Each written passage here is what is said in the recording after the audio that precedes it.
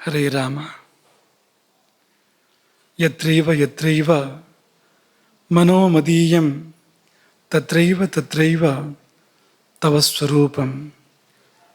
ಯತ್ರೈವ ಯತ್ರೈವ ಶಿರೋ ಮದೀಯಂ ತತ್ರೈವ ತತ್ರೈವ ಪದದ್ವಯಂ ತೇ.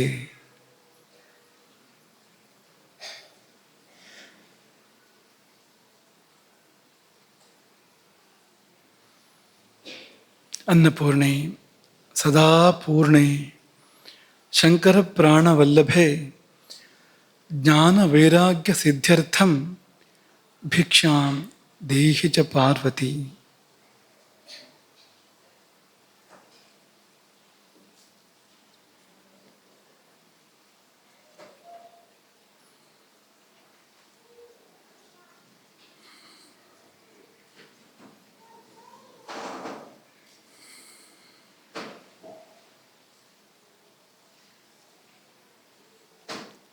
ನಿನ್ನೆಯ ಮೆಲುಕು ಕೊಂಚ ಪರಿಷ್ಕಾರದೊಂದಿಗೆ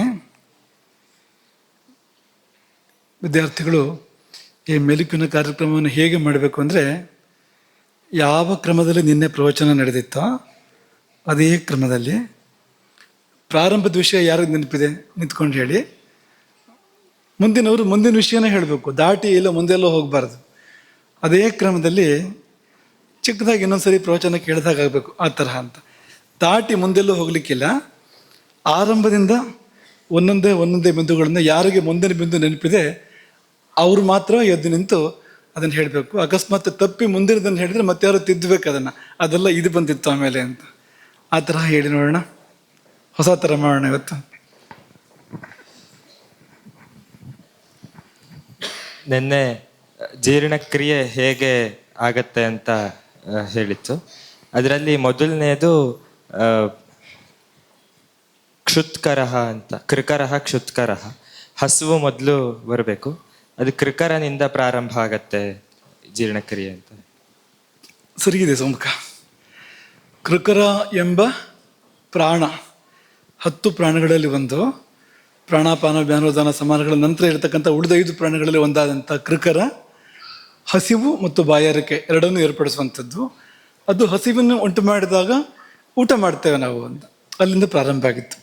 ಮುಂದಿನ ಹೆಜ್ಜೆ, ಮುಂದಿನ ಹಂತ ಯಾರು ಹೇಳ್ತೀರಿ? ಈ ಕಡೆನೂ ಕೆಲವರು ಕೇಳ್ತಿದ್ದಾರೆ.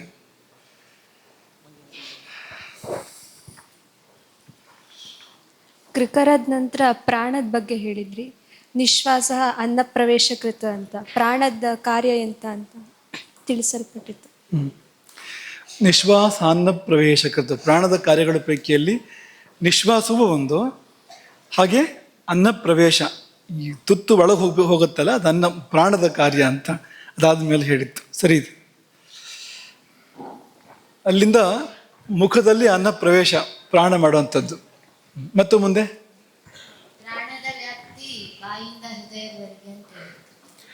ನೆತ್ತಿಯಿಂದ ಪ್ರಾಣೋತ್ರ ಮೂರ್ಧಗಹ, ನೆತ್ತಿಯಿಂದ ಆರಂಭ ಮಾಡಿ ಹೃದಯದವರೆಗೆ, ಎದೆಯವರೆಗೆ ಪ್ರಾಣದ ವ್ಯಾಪ್ತಿ.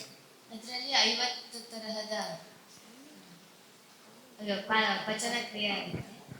ಅಂದರೆ ಬಾಯಿಗೆ ಅಡುಗೆ ಮನೆಯಲ್ಲಿ ಒಂದು, ಬಾಯಲ್ಲಿ ಒಂದು, ಮತ್ತೆ ಜಠರದಲ್ಲಿ 6 ತರ, ಸಪ್ತಧಾತುಗಳು ಒಂದೊಂದಕ್ಕೆ 6 ತರ, ಮತ್ತು ಸರಿ ಇದೆ, ಸರಿ ಇದೆ. 50 ಅಡುಗೆಗಳು ಕೊನೆಯ ರೂಪಕ್ಕೆ ಬರುವಾಗ 50 ಬಾರಿ ಪಚನ ಆಗಿರುತ್ತೆ ಅಂತ, ಆಹಾರ ಅಂತ. ಯಾರು ಹೇಳ್ತೀರಿ? ಸಮಾನದ ಬಗ್ಗೆ ಒಂದು ಶ್ಲೋಕ ಹೇಳಿದ್ರಿ. ಸಮಾನ ಅಗ್ನಿ ಸಮೀಪಸ್ಥಃ ಕೋಷ್ಠೆ ಚರತಿ ಸರ್ವತಃ ಅನ್ನಂ ಗೃಹ್ಣಾತಿ ಪಚತಿ ವಿವೇಚಯತಿ ಮುಂಚತಿ. ಬೇಷ್, ಶ್ಲೋಕ ಹೇಳಿದ್ದು ತುಂಬ ಖುಷಿ ಆಯಿತು, ತುಂಬ ಸಂತೋಷ ಆಯಿತು. ಶ್ಲೋಕ ಸರಿ ಇದೆ, ಶ್ಲೋಕ ಸರಿ ಇದೆ. ಅದ್ರ ಮಧ್ಯೆ ಒಂದು ವಿಷಯ ಬಿಟ್ಟು ಹೋಯ್ತಾ ಅಂತ. ಏನು ಬಿಟ್ಟು ಹೋಯ್ತು ನೋಡಿ?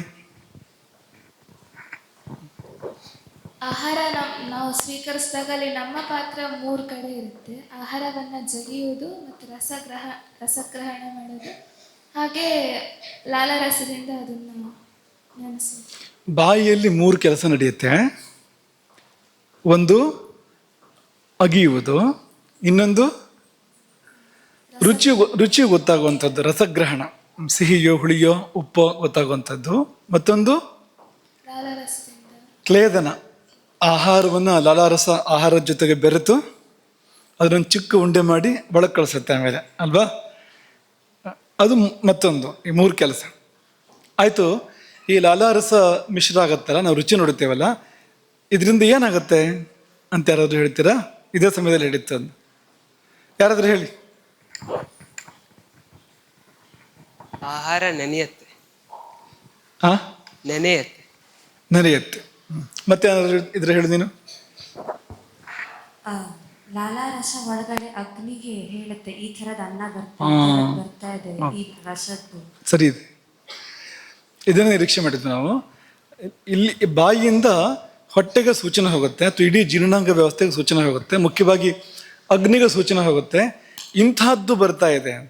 ಇಂಥದ್ದು ಅಂದರೆ ಸಿಹಿಯೋ, ಹುಳಿಯೋ, ಉಪ್ಪೋ, ಖಾರವೋ, ಗುರುವೋ, ಲಘುವೋ, ಅಥವಾ ಏನು ಅದರ ಹಣೆಬರಹ ಏನು, ಅದರ ಯೋಗ್ಯತೆ ಏನು ಅನ್ನೋ ಬಗ್ಗೆ ಒಳಗೆ ಸೂಚನೆ ಹೋಗುತ್ತೆ. ಇದೇ ಕಾರಣಕ್ಕಾಗಿಯೇ ಊಟದಲ್ಲಿ ಮೊದಲು ಸಿಹಿಯನ್ನು ಸೇವಿಸಬೇಕು ಅಂತ ಹೇಳುವಂಥದ್ದು, ಮಧುರದಿಂದ ಊಟವನ್ನು ಆರಂಭ ಮಾಡಬೇಕು ಅಂತ ಹೇಳುವಂಥದ್ದು. ಯಾಕೆಂದರೆ ಮಧುರಕ್ಕೆ ತುಂಬ ಆಳದವರೆಗೆ ವ್ಯಾಪ್ತಿ ಇದೆ, ಉಳಿದ ರಸಗಳಿಗೆ ಅಷ್ಟು ವ್ಯಾಪ್ತಿ ಇಲ್ಲ. ಮಧುರಕ್ಕೆ ತುಂಬ ಆಳದವರೆಗೂ ವ್ಯಾಪ್ತಿ ಇದೆ, ಅಲ್ಲಿವರೆಗೂ ಸೂಚನೆ ಕೊಡಬಲ್ಲದು ಅದು. ಇಂಥದ್ದು ಬರ್ತಾ ಇದೆ ಮುಂದಕ್ಕೆ, ಅಥವಾ ಆಹಾರ ಬರ್ತಾ ಇದೆ, ಊಟಕ್ಕಾಯಿತು ಆಹಾರ ಬರ್ತಾ ಇದೆ ಅಂತೆಲ್ಲ ಗೊತ್ತಾಗಬೇಕಲ್ಲ ಕೆಳಗಡೆ ಪೂರ್ತಿ. ಆಳದವರೆಗೂ, ತುದಿಯವರೆಗೂ ಅದನ್ನು ಗೊತ್ತು ಮಾಡಿಸೋ ಶಕ್ತಿ ಮಧುರ ರಸಕ್ಕೆ ಇರೋದ್ರಿಂದಲೇ ಆರಂಭದಲ್ಲಿ ಮಧುರ ಭೋಜನ, ಎಡೆ ಶೃಂಗಾರ ಅಂತ ಮಾಡಿ ಮೊದಲು ಚೂರು ಚೂರು ಪಾಯಸ ಭಕ್ಷ್ಯ ಎಲ್ಲ ಬೆಳೆಸಿರ್ತಾರಲ್ಲ ಪಕ್ಕದಲ್ಲಿ. ಅದು ಯಾಕೆ ಮೊದಲು ತೊಗೋಬೇಕು ಅಂದರೆ ಅದು ದೇವರ ಪ್ರಸಾದ ಅನ್ನೋದು ಹೇಗೂ ಆಯಿತು, ಮೊದಲು ತೊಗೋಬೇಕು ಅಂತ. ಜೊತೆಯಲ್ಲಿ ಇಡೀ ವ್ಯವಸ್ಥೆಗೆ ಸೂಚನೆ ಹೋಗುತ್ತೆ. ಹಾಗಾಗಿ ಈ ಲಾಲಾರಸವೇ ಅಂದರೆ ಇದು ಬೋಧಕ ಕಫವಾಗಿ ಅದು ಸೂಚನೆ ಕೊಡುತ್ತೆ, ಕ್ಲೇದಕ ಕಫವಾಗಿ ನೆನೆಸುತ್ತೆ ಅದನ್ನು. ಅದು ಒಳಗೂ ನಡೆಯುತ್ತೆ ಆ ಕೆಲಸ, ಅದು ಹೊಟ್ಟೆಗೆ ಹೋದ ನಂತರನೂ. ಆದರೆ ಬೋಧಕ ಕಫ ಇಲ್ಲೇ ಇರುವಂಥದ್ದು, ಬಾಯಲ್ಲೇ ಇರುವಂಥದ್ದು. ಅದು ಯಾವ ರಸ ಅನ್ನೋದನ್ನು, ಮತ್ತು ಏನು ಅದರ ಸ್ವರೂಪ, ಸ್ವಭಾವ, ಯೋಗ್ಯತೆ ಏನು ಬರ್ತಾ ಇದೆ ಅನ್ನೋದನ್ನ ಕೆಳಗಡೆಗೆ ಸೂಚನೆ ಕೊಡುತ್ತೆ. ಇದನ್ನು ನಿರೀಕ್ಷೆ ಮಾಡಿದ್ವಿ ನಾವು.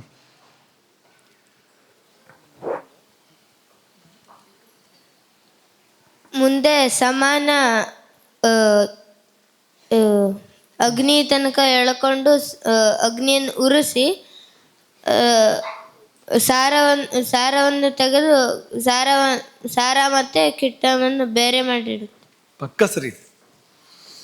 ಹೇಳ್ಬೇಕಾದ್ರೆ ಒಂಚೂರು ಮೃದುವಾಗಿ ಹೇಳಿದ್ರು, ವಿಷಯ ದೃಢವಾಗಿದೆ, ವಿಷಯ ಗಟ್ಟಿ ಇದೆ, ಸರಿಯಾದ ವಿಷಯ. ಪ್ರಾಣಕ್ಕೆ ಎದೆವರೆಗೆ ಮಾತ್ರ ವ್ಯಾಪ್ತಿ, ಅದು ಮುಂದಕ್ಕೆ ಹೋಗೋದಿಲ್ಲ. ಯಾಕೆ ಮಡಿ ಅಂತ ಕೆಳಗೆಲ್ಲ ಮೇಲಿಗೆ ಇದೆ, ನಾವು ಬರೋದಿಲ್ಲ ಅಂತ ಪ್ರಾಣ ಹೇಳುತ್ತೆ. ಹಾಗಾಗಿ ಅದು ಕೋಷ್ಟದವರೆಗೂ, ಅಲ್ಲಿವರೆಗೂ ಬಂದು ಆಹಾರವನ್ನು ಮುಂದೆ ತಳ್ಳುತ್ತೆ, ತಾನು ಹಿಂದೆ ಇದ್ದುಕೊಂಡು ಆಹಾರವನ್ನು ಮುಂದಕ್ಕೆ ಕಳುಹಿಸಿಕೊಡುತ್ತೆ. ಅಲ್ಲಿ ಯಾರು ಸ್ವಾಗತ ಮಾಡ್ತಾರೆ?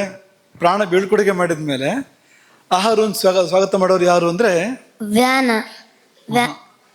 ಅದಾದಮೇಲೆ ಸಮಾನ ಸ್ವಾಗತ ಮಾಡುತ್ತೆ. ಸಮಾನ ಸ್ವಾಗತ ಮಾಡಿ ಅವನು ಹೇಳಿದಾಗ ಬೆಂಕಿಯನ್ನು, ಅಗ್ನಿಯನ್ನು ಉರಿಸಿ ಆ ಪಾತ್ರೆ, ನೀರು, ಅಕ್ಕಿ ಎಲ್ಲ ಇಟ್ಟ ಹಾಗೆ ಆ ಥರ ಮಾಡಿದಾಗ ಅಲ್ಲಿ ಒಂದು ಅಡುಗೆ ಮನೆ ವ್ಯವಸ್ಥೆಯನ್ನು ಮಾಡಿ ಬೇಯಿಸತ್ತೆ ಅದನ್ನು ಸಮಾನ ಅಂತ. ಮುಂದಕ್ಕೆ ಹೇಳು. ವ್ಯಾನ ಮುಂದೆ ಕಿಟ್ಟ ಮತ್ತು ಸಮಾನ ಅಂತ ಕಿಟ್ಟ ಮತ್ತು ಸಾರವನ್ನು ಕೊಟ್ಟಿರುತ್ತೆ. ಅದರಲ್ಲಿ ಸಾರವನ್ನು ತಗೊಂಡು ಆ ಸಾರವನ್ನು ಎಲ್ಲ ಧಾತುಗಳಿಗೆ ಅದಕ್ಕೆಲ್ಲ ಹಂಚುತ್ತೆ. ಪಕ್ಕ ಸರಿ ಇದೆ. ಸಾರ ಕಿಟ್ಟಗಳನ್ನು ಸಮಾನ ಬೇರೆ ಮಾಡಿದ ಮೇಲೆ ವ್ಯಾನ ಬಂದು ಸಾರವನ್ನು ತಗೊಂಡು ಎಲ್ಲ ಧಾತುಗಳಿಗೂ ಎಲ್ಲ ಕಡೆ ಸಂಚಾರ ಮಾಡುತ್ತಲ್ಲ, ಅದು ಸರ್ವ ಶರೀರಗಹ, ಎಲ್ಲ ಕಡೆ ವ್ಯಾಪ್ತಿ ಇದೆ ಅದಕ್ಕೆ. ಸರ್ವತ್ರ ಸಂಚಾರ ಮಾಡಿ ಎಲ್ಲ ಧಾತುಗಳಿಗೂ ಅನ್ನ ರಸವನ್ನು, ಆಹಾರ ರಸವನ್ನು ಕೊಡುತ್ತೆ ವ್ಯಾನ. ಮಹಾಪ್ರಾಣಾಕ್ಷರಗಳನ್ನು ಸರಿಯಾಗಿ ಉಚ್ಚಾರಣೆ ಮಾಡಿದ್ರೆ ಅಗ್ನಿ ಅಭಿವೃದ್ಧಿ ಆಗುತ್ತೆ. ಸರಿ ಇದೆ. ಮಹಾಪ್ರಾಣ ಅಕ್ಷರಗಳನ್ನು ಸರಿಯಾಗಿ ಉಚ್ಚಾರ ಮಾಡಿದರೆ ಏನು ಹೇಳು ಮುಂದೆ? ಅಗ್ನಿ ಅಭಿವೃದ್ಧಿ ಆಗುತ್ತೆ. ಅಭಿವೃದ್ಧಿ ಆಗುತ್ತೆ. ಸರಿಯಾಗಿ ಹೇಳಬೇಕು ಅದನ್ನ ಹೇಳ್ದೆ ನೀನು. ಹೇಳಬೇಕಾದ್ರೆ ಅಭಿವೃದ್ಧಿ ಆಗುತ್ತೆ, ಅದು ಎಲ್ಲೆಲ್ಲಿ ಹೊಡೆಯೋದಿದೆಯೋ ಅಲ್ಲಲ್ಲಿ ಹೊಡೆದು ಹೇಳಬೇಕು. ಅದು ಹೇಗಾಗತ್ತೆ ಯಾರಾದರೂ ಹೇಳ್ತೀರಾ? ಹೊಡೆದು ಹೇಳಿದರೆ ಅಗ್ನಿ ವೃದ್ಧಿ ಆಗೋದು ಹೇಗೆ? ಹೊಡೆಯೋ ಅಕ್ಷರ ಹೊಡೆದು ಹೇಳಿದರೆ ಅಗ್ನಿ ವೃದ್ಧಿ ಹೇಗಾಗತ್ತೆ ಯಾರು ಹೇಳ್ತೀರಾ? ಇಲ್ಲಿದ್ರು ಅವಳೇ ಹೇಳ್ತಾಳೆ, ಯಾರು ಹೇಳ್ತಾ ಇದ್ರೆ. ಕೊಡು, ಯಾರಿಗಾರು ಕೊಡು.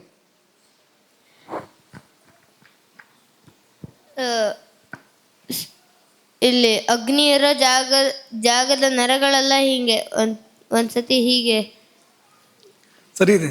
ಗಟ್ಟಿ ಎಳೆದಾಗುತ್ತೆ, ಆಗ ಉರಿಯುತ್ತೆ ಜಾಸ್ತಿ.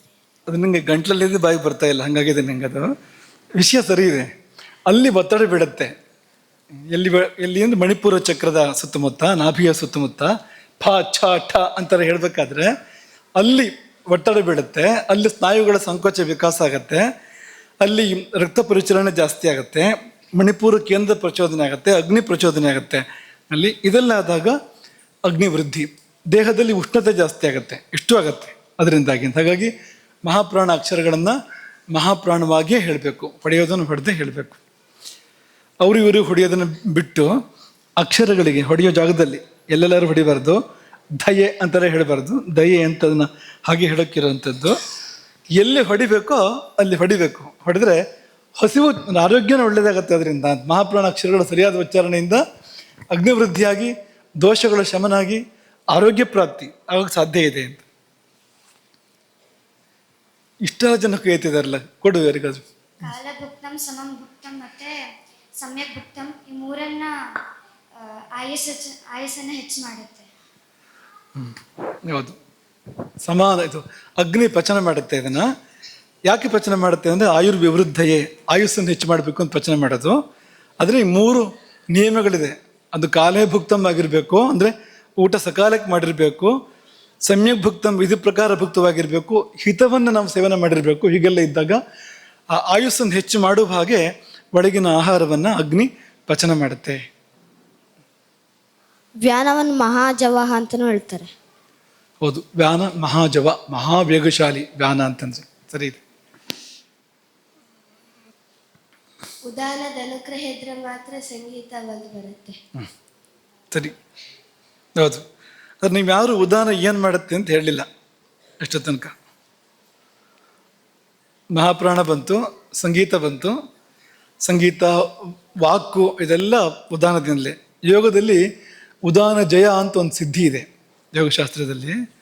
ಅದನ್ನು ಸಾಧಿಸಿದರೆ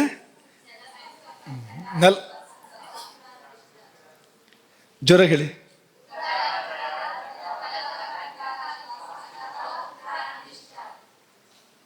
ಕೊನೆ ಅಕ್ಷರ ಮಾತ್ರ ಕೇಳ್ತಾ ಇದೆ, ಪರವಾಗಿಲ್ಲ, ನಿಮ್ಗೆ ಅದು ಬರುತ್ತೆ ಅಂತ ಆಯ್ತದು, ತುಂಬ ಸಂತೋಷ. ನೆಲ ಬಿಟ್ಟು ಹೇಳೋಕ್ಕೆ ಸಾಧ್ಯ ಅಂತ ಉದಾನ ಜಯ ಆದಾಗ, ಭೂಮಿಯನ್ನು ಬಿಟ್ಟು ಮೇಲೆ ಕೇಳೋಕ್ಕೆ ಸಾಧ್ಯ ಅಂತ. ಉದಾನ ಅಲ್ವಾ, ಅದು ಪವನೋತ್ತಮ ಅಂತ ಕರೀತಾರೆ ಅದನ್ನು. ಉದಾನ ಸದಾ ಊರ್ಧ್ವಗತಿ ಅದರದ್ದು, ಉದಾನದ್ದು. ಊಟ ಸಾಕು ಅಂತ ನಾಗಪ್ರಾಣ ಹೇಳುತ್ತೆ. ಅದಕ್ಕಿಂತ ಮುಂಚೆ ಉದಾನದ ಕಾರ್ಯವನ್ನು ಹೇಳಬೇಕು ನೀವು. ಉದಾನ ಏನು ಮಾಡುತ್ತೆ, ಇದಕ್ಕೆ ಸಂಬಂಧಪಟ್ಟದ್ದು ಅಂತ ಹೇಳಬೇಕು. ಅದಾಗಿಲ್ಲ. ಉದಾನ ನಮಗೆ ಫಲ ಕೊಡುತ್ತೆ, ಬಲ, ವರ್ಣ, ಗರ್ವವನ್ನೆಲ್ಲ. ಊರ್ಜಾ, ಬಲ, ವರ್ಣ, ಊರ್ಜಾ ಇದನ್ನೆಲ್ಲ ಕೊಡುತ್ತೆ ಉದಾನ. ಅಂದರೆ ಆಹಾರದ ಫಲ ಏನು, ನಮಗೆ ಬಲ ಬರಬೇಕು, ವರ್ಣ ಬರಬೇಕು, ಊರ್ಜಾ ಬರಬೇಕು, ಇದೆಲ್ಲವನ್ನು ಕೂಡ ಉದಾನ ಕೊಡುತ್ತೆ ಅಂತ. ಕೊನೆ ಕೆಲಸ ಅದು ಮಾಡುತ್ತೆ ಅಂತ. ಅದಕ್ಕಿಂತ ಮುಂಚೆ ಅಪಾನ ಇರೋ ಕಿಟ್ಟನ್ನೆಲ್ಲ ಹೊರ ಹಾಕಿ ಕೊನೆಗೆ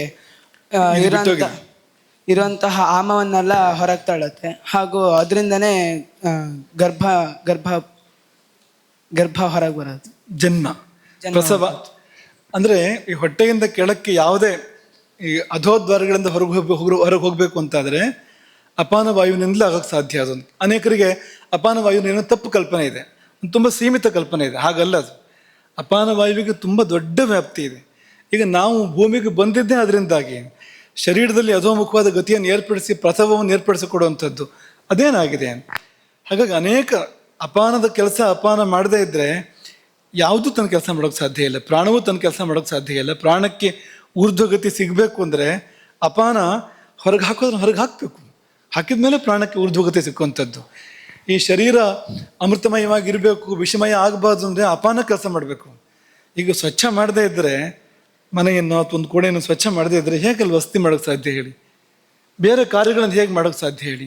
ಆ ಕಾರ್ಯವನ್ನು ಅಪಾನ ಮಾಡುವಂಥದ್ದು. ಹಾಗಾಗಿ ಅಪಾನದ ಉಪಕಾರ ತುಂಬ ದೊಡ್ಡದಿದೆ.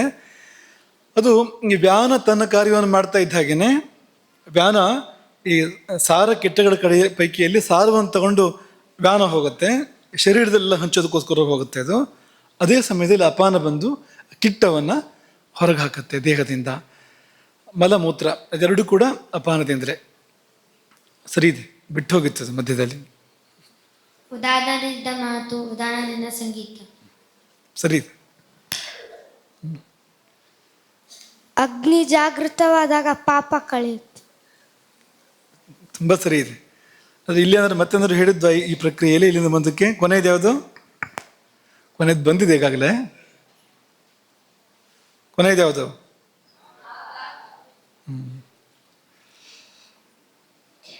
ಆ ನಾಗ ಬುಸ್ ಅನ್ನತ್ತೆ, ಹೊರಗಡೆ ಇರೋ ನಾಗ. ಈ ನಾಗ ಡರ್ ಅನ್ನತ್ತೆ. ಅಷ್ಟೇ ವ್ಯತ್ಯಾಸ ನೋಡಿ. ಈ ಪುಸ್ತಕಗಳೆಲ್ಲ ಬರೆದಿರ್ತಾರೆ, ಡರ್ ಎಂದು ತೆಗೆದರು ಅಂತ ಬರೆದಿರ್ತಾರಲ್ವಾ. ಯಾಕಂದ್ರೆ ಶಬ್ದ ಡರ್ ಅಂತ ಬರುತ್ತೆ ಅಂತ. ಒಬ್ಬೊಬ್ರಿಗೆ ಒಂದೊಂಥರ ಬರ್ಬೋದು, ಕೆಲವ್ರಿಗೆ ಶಬ್ದನೇ ಬರದೇ ಇರ್ಬೋದು, ತೇಗೊಂದು ಬರ್ಬೋದು, ಸಾಧ್ಯತೆ ಇದೆ. ಆದರೆ ನೀವು ಸರಿ ಹೊಟ್ಟೆ ತುಂಬಿದ್ರೆ ಶಬ್ದನೂ ಹಾಗೆ ಬರುತ್ತೆ ಅಂತ, ಟರ್ ಅಂತ ಬರುತ್ತೆ ಅಂತ.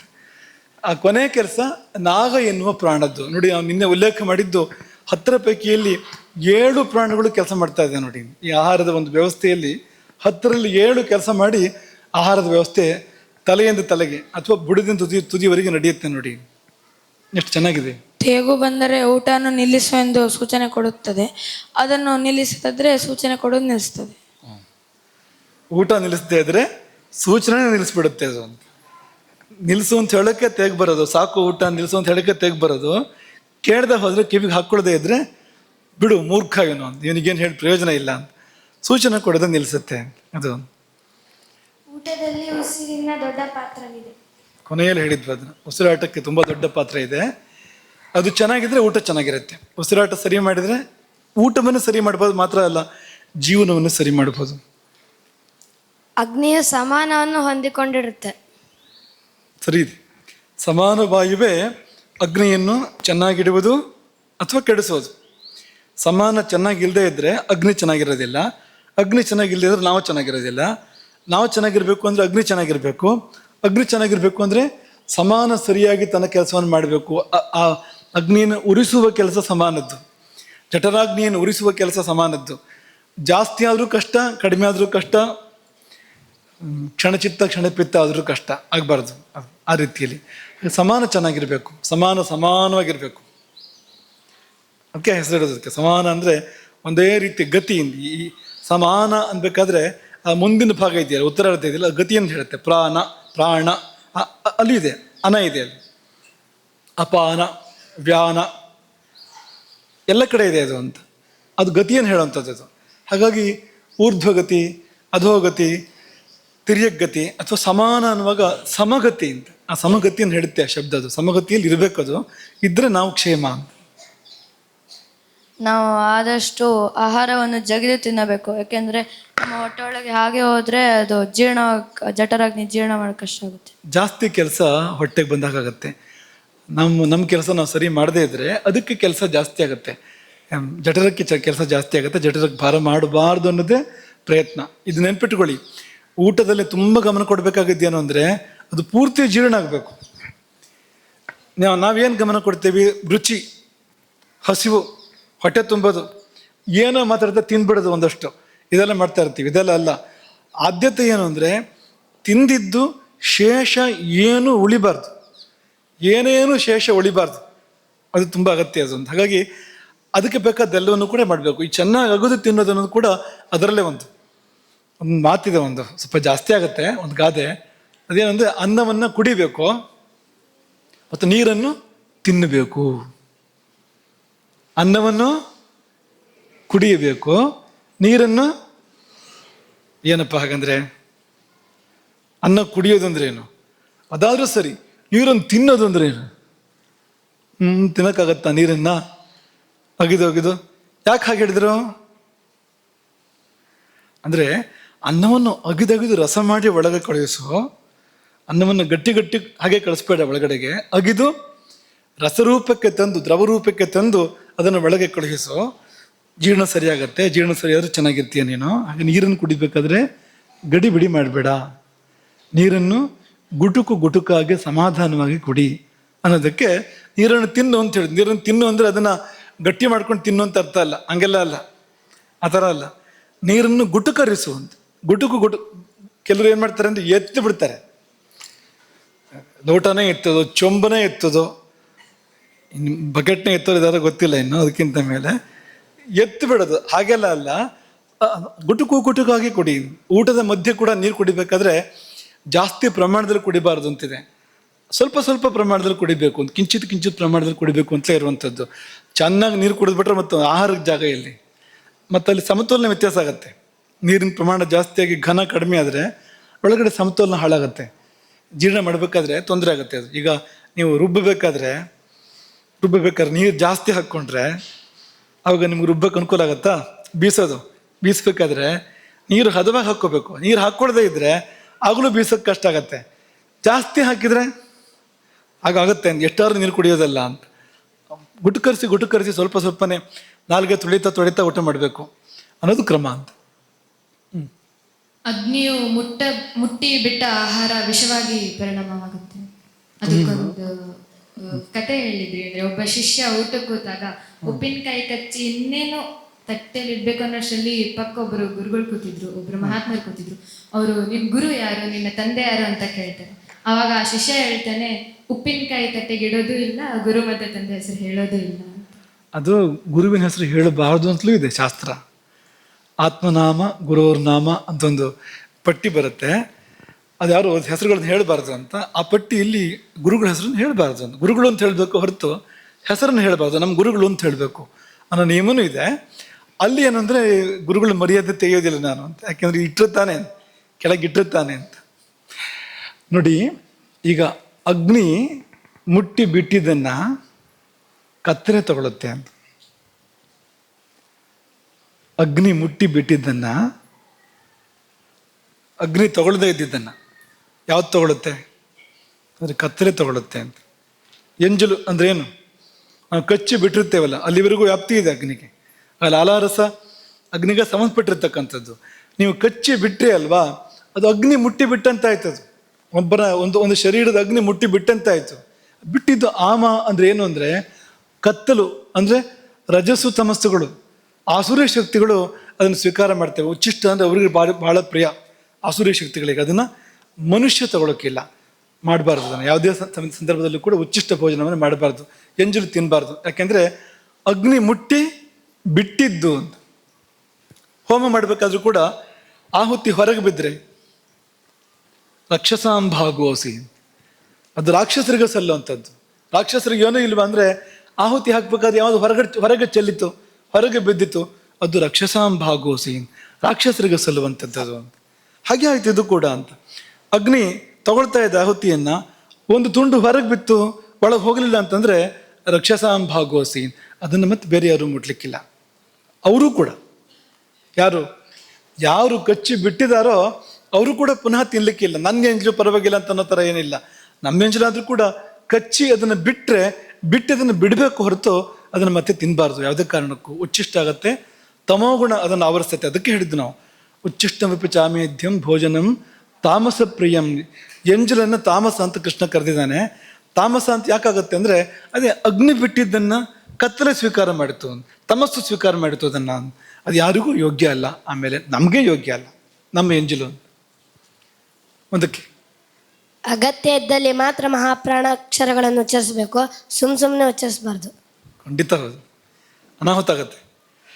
ಎಲ್ಲರೂ ಮಹಾಪ್ರಾಣ ಹೇಳಿದರೆ ಕೆಲವು ಜನರಿಗೆ ಆ ಅಭ್ಯಾಸ ಇರುತ್ತೆ, ಕಂಡಲ್ಲಿ ಹೊಡಿತಾ ಇರ್ತಾರೆ. ಹಾಗೆಲ್ಲ ಮಾಡಬಾರ್ದು. ಎಲ್ಲಿ ಮಹಾಪ್ರಾಣ ಇದೆಯೋ ಅದನ್ನು ಹೊಡೆದ್ರೆ ಸಾಕು, ಅದನ್ನು ಹೊಡಿತಾ ಇಲ್ಲ. ಹೆಚ್ಚಿನವರು ಬಿಟ್ಬಿಟ್ಟಿದ್ದಾರೆ, ಅದನ್ನು ಹೊಡೆದ್ರೆ ಸಾಕು. ಒಂದು ವಾದ ಇತ್ತೀಚೆಗೆ ಹುಟ್ಕೊಂಡಿದೆ, ಮಹಾಪ್ರಾಣಲ್ಲಿ ಬಿಟ್ಬಿಡ್ಬೇಕು ಅಂತ. ಸುಲಭ ಮಾಡ್ಕೊಳ್ಬೇಕು. ಮಹಾಪ್ರಾಣಲ್ಲಿ ಬಿಟ್ಟು ಒಂದು ಕನ್ನಡ ಅಂತ ಒಂದು ಶುರುವಾಯಿತು. ಆಮೇಲೆ ಒಂದು ವಾದ ಶುರುವಾಯಿತು. ಅವರಿಗೆ ಇದರ ಮಹತ್ವ ಗೊತ್ತಿಲ್ಲ, ಮಹಾಪ್ರಾಣಗಳ ಮಹತ್ವ, ಆ ಅರಿವು ಅವರಿಗೆಲ್ಲ. ಹಾಗೆ ಮಾಡಿದವರಿಗೆ ಅದು ಎಷ್ಟು ಅಗ್ನಿಗೆ ಸಂಬಂಧಪಟ್ಟಿದ್ದು, ಎಷ್ಟು ಆರೋಗ್ಯಕ್ಕೆ ಸಂಬಂಧಪಟ್ಟಿದ್ದು ಅನ್ನೋದು ಗೊತ್ತಿಲ್ಲ ಅವರಿಗೆ. ಮುಕ್ತಾಯ ಮಾಡೋಣ ಇಲ್ಲಿಗೆ. ಸಮಾನ ವಾಯು ನಾಭಿಮಂಡಲದಲ್ಲಿದೆ. ಸಮಾನೋ ನಾಭಿಮಂಡಲೆ. ಸರಿ, ಮುಕ್ತಾಯ ಮಾಡೋಣ. ನೀವಿಬ್ರು ಹೇಳಿ, ಅಲ್ಲಿ ಮುಕ್ತಾಯ ಮಾಡೋಣ. ಇವರಿಬ್ರು ಆಗಿಂದ ಕೈ ಎತ್ಕೊಂಡಿದ್ದಾರೆ ಅವರು.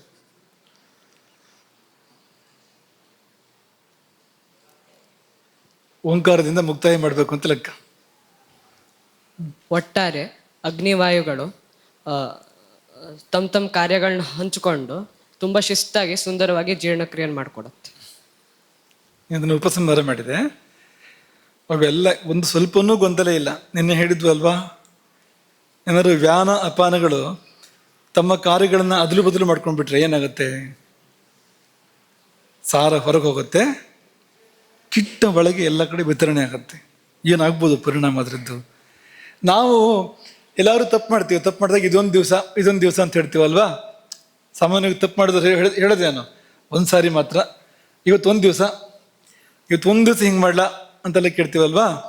ಇವತ್ತೊಂದು ದಿವಸ 8 ಗಂಟೆಗೆ ಹೇಳಲ್ಲ, ಇವತ್ತೊಂದು ದಿವಸ ಅದನ್ನು ತಿನ್ನಬಾರದನ್ನ ಅಂತ ಕೇಳ್ತೀವಲ್ವಾ. ಇದೇ ತರಹ ನಮ್ಮೊಳಗಿನ ಆ ಶಕ್ತಿಗಳು ಮಾಡಿದರೆ ಕಥೆ ಏನಾಗುತ್ತೆ ಅಂತ. ಒಂದು ದಿನ ಮಾಡಿದ್ರು ಗೋವಿಂದ.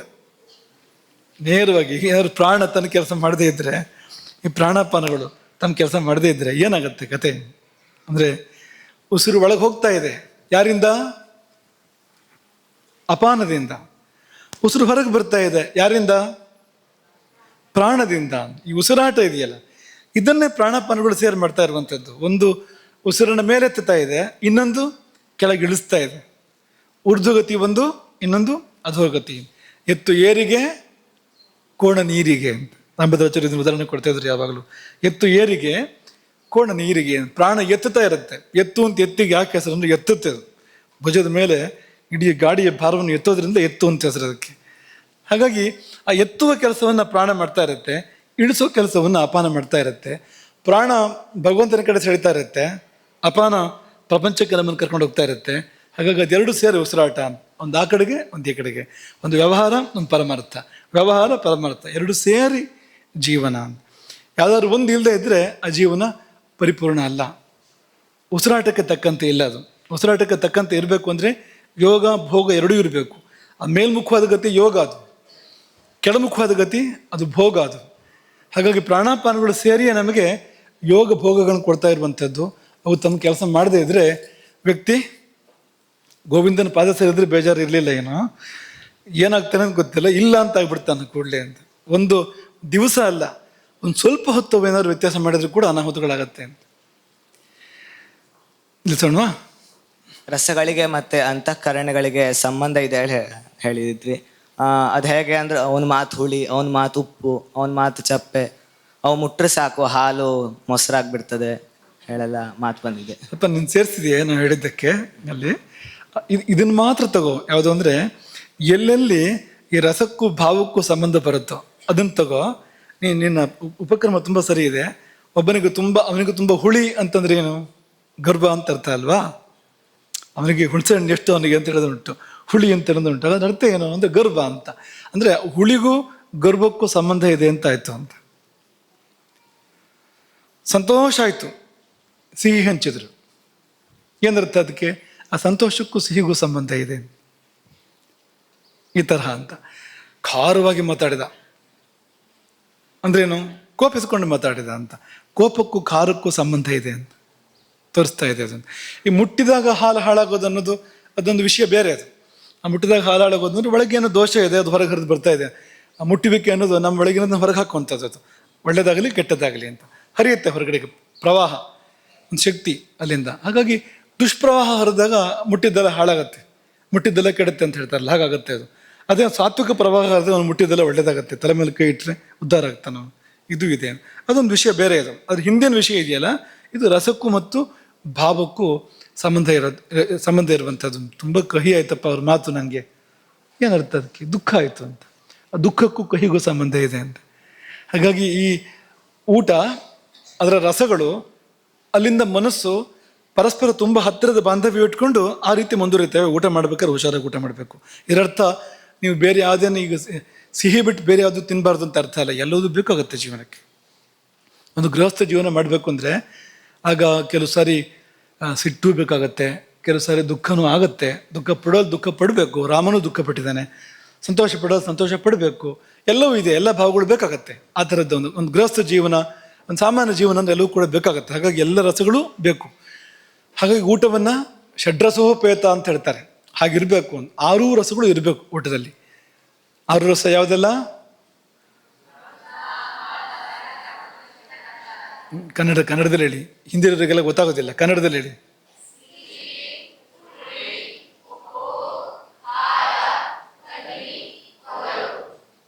6 ರಸಗಳು: ಸಿಹಿ, ಹುಳಿ, ಉಪ್ಪು, ಖಾರ, ಕಹಿ, ಒಗರು. 6 ರಸಗಳು ಕೂಡ ಇರಬೇಕು ಊಟದಲ್ಲಿ. ಯಾಕೆಂದರೆ ಅಂಥ ಭಾವಗಳು ನಮ್ಮಲ್ಲಿ ಏರ್ಪಡಬೇಕಾಗತ್ತೆ. ಹಾಗಾಗಿ 6 ರಸಗಳು ಕೂಡ ಇದ್ದಾಗಲೇ ಅದಕ್ಕೆಲ್ಲ ಕೆಲಸ ಇದೆ. ಪ್ರತಿ ರಸಕ್ಕೂ ಕೂಡ ದೇಹದ ಒಂದು ಸುವ್ಯವಸ್ಥೆಯಲ್ಲಿ ಪಾತ್ರ ಇದೆ. ಹಾಗಾಗಿ ಎಲ್ಲ ಬೇಕಾಗತ್ತೆ ಅಂತ. ಅವನೊಬ್ಬ ಭಾಳ ಹೊತ್ತಿನ ಕೈ ಎತ್ಕೊಂಡಿದ್ದಾನೆ. ಅಲ್ಲಿಗೆ ಮುಕ್ತಾಯ ಮಾಡು. ಇವತ್ತು ತುಂಬ ಹೊತ್ತಾಯಿತು, ನಿಮ್ಮದೇ ತುಂಬ ಹೊತ್ತಾಯ್ತು ಇವತ್ತು.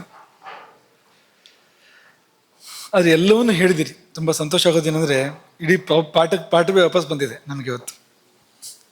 ನೀವು ಹೇಳಿದ್ರಿ ಗರುಡ ಪುರಾಣದಲ್ಲಿ 18ನೇ ಅಧ್ಯಾಯದಲ್ಲಿ 7 ವ್ರತಗಳಿದೆ. 7ನೇ ವ್ರತದಲ್ಲಿ 5ನೇ ವ್ರತ ಚಾತುರ್ಮಾಸ. ಏನಪ್ಪ ಇದು, ಅದ್ಭುತ ಆಯ್ತು ನಿಂದು ಅಂತ.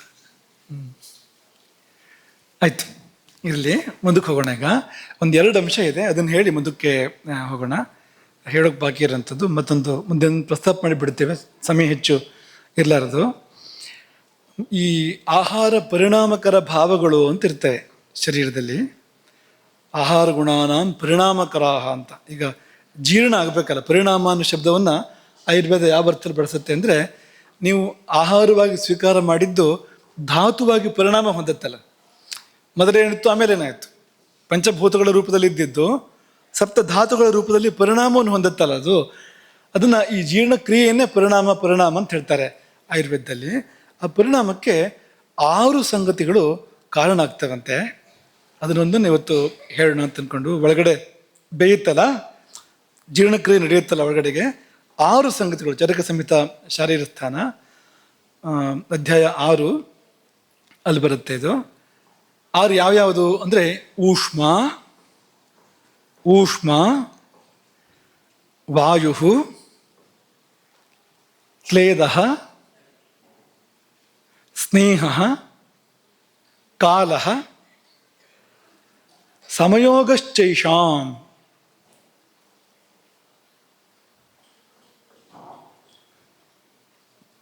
ಧಾತ್ವಾಹಾರ ಗುಣಾನಾಂ ಪರಿಣಾಮಕರ ಭವಂತಿ ಅಂತಿರೋದು.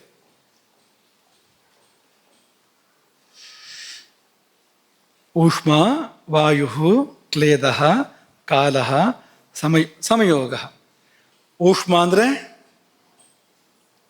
ಅಗ್ನಿ, ಬಿಸಿ. ವಾಯು ಅಂದರೆ ಪ್ರಾಣಶಕ್ತಿಗಳು. ಕ್ಲೇದ ಅಂದರೆ ದ್ರವಾಂಶ, ತೇವಾಂಶ. ಸ್ನೇಹ ಅಂದರೆ ಜಿಡ್ಡಿನಂಶ. ಆಮೇಲೆ ಕಾಲ ಅಂತ ಸಮಯ. ಸಮಯೋಗ ಅಂದರೆ ಇವುಗಳ ಸಮನ್ವಯ, ಇವುಗಳ ಪ್ರಮಾಣಬದ್ಧತೆ. ಇದಿಷ್ಟು ಸೇರಿ ನಾವು ತಿಂದಿದ್ದು ಜೀರ್ಣ ಆಗುವಂಥದ್ದು.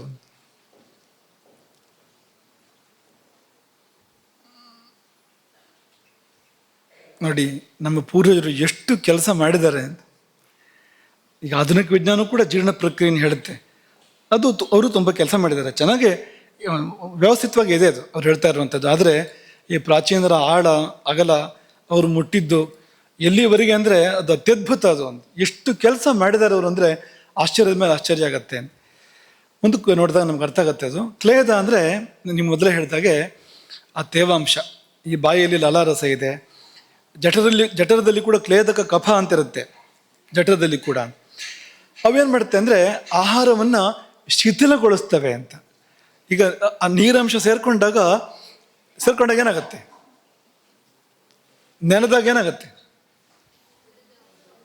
ನೆನೆದಾಗ ಸಾಮಾನ್ಯ ಗಾತ್ರ ಜಾಸ್ತಿ ಆಗತ್ತಲ್ವಾ? ಯಾವುದನ್ನಾದ್ರು ನೆನೆಸಿಟ್ರೆ ಗಾತ್ರ ಜಾಸ್ತಿ ಆಗತ್ತಲ್ವಾ? ನೀರು ಒಳಗಡೆ ಸೇರ್ಕೊಂಡಾಗ ಅದು ಶೈಥಿಲ್ಯ, ಅದು ಒಡಿಬೇಕು. ಅದು ಆಹಾರ ಹಾಗೆ ಗಟ್ಟಿ ಇದ್ರೆ ಉಪಯೋಗ ಏನೂ ಇಲ್ಲ, ಬೇರೆ ಬೇರೆ ಆಗಬೇಕು, ಒಡಿಬೇಕು. ಒಡಿಬೇಕು ಅಂದರೆ ನೀರು ಹಾಕಿದಾಗ, ನೀರು ಸೇರಿದಾಗ ಅದಕ್ಕೆ ತುಂಬ ಅನುಕೂಲ ಆಗತ್ತೆ. ಹಾಗಾಗಿ ಶೈಥಿಲ್ಯ ಮಾಪಾದಯತಿ, ಸಡಿಲಗೊಳಿಸ್ಕೊಡುತ್ತೆ, ಒಡೆಯುತ್ತೆ. ಆ ಕೆಲಸವನ್ನು ನೀರು ಮಾಡುತ್ತೆ. ಆಮೇಲೆ ಸ್ನೇಹ ಏನು ಮಾಡುತ್ತೆ? ಜಿಡ್ಡಿನಂಶ ಏನು ಮಾಡುತ್ತೆ ಅಂದರೆ ಮೃದುತ್ವವನ್ನು ಉಂಟು ಮಾಡುತ್ತೆ. ಮಾರ್ಧವಂ ಜನಯತಿ, ಒಳಗೆ ಹೋದ ಆಹಾರ ಇನ್ನಷ್ಟು ಮೃದುವಾಗುವಂತೆ ಆ ಸ್ನೇಹ ಮಾಡುತ್ತೆ ಅಂತ.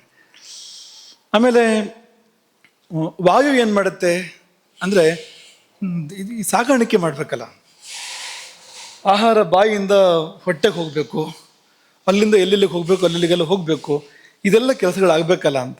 ಆಗಬೇಕು ಅಂದರೆ ವಾಯು ಕೆಲಸ ಮಾಡಬೇಕು, ಅಲ್ಲಿಯೂ ಸಮಾನ ವಾಯು ಕೆಲಸ ಮಾಡಬೇಕು. ನೀವು ಜೀರ್ಣಾಂಗವನ್ನೇ ಜಠರವನ್ನೇ ತಗೊಂಡ್ರೆ ಈ ಸಮಾನವೇ ಈ ಅಗ್ನಿಯ ಕಡೆಗೆ ಆಹಾರವನ್ನು ಎಳೆಯುವಂಥದ್ದು.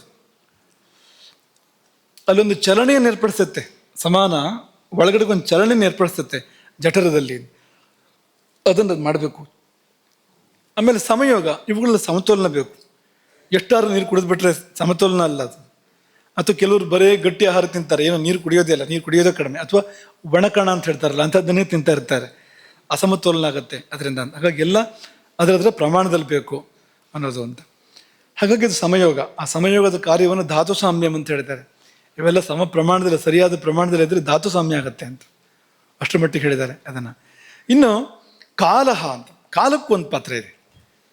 ಇಂತಿಷ್ಟು ಸಮಯ ಕೊಡಬೇಕಲ್ವಾ, 4 ಗಂಟೆ ಜೀರ್ಣ ಆಗಬೇಕು ಆಹಾರ ಅಂತಂದರೆ ಸಾಮಾನ್ಯ ಒಂದು 4 ಗಂಟೆ, 5 ಗಂಟೆನೂ ಆಗ್ಬೋದು ಕೆಲವರಿಗೆ 3 ಗಂಟೆಯಲ್ಲೂ ಆಗ್ಬೋದು ಜೀರ್ಣ.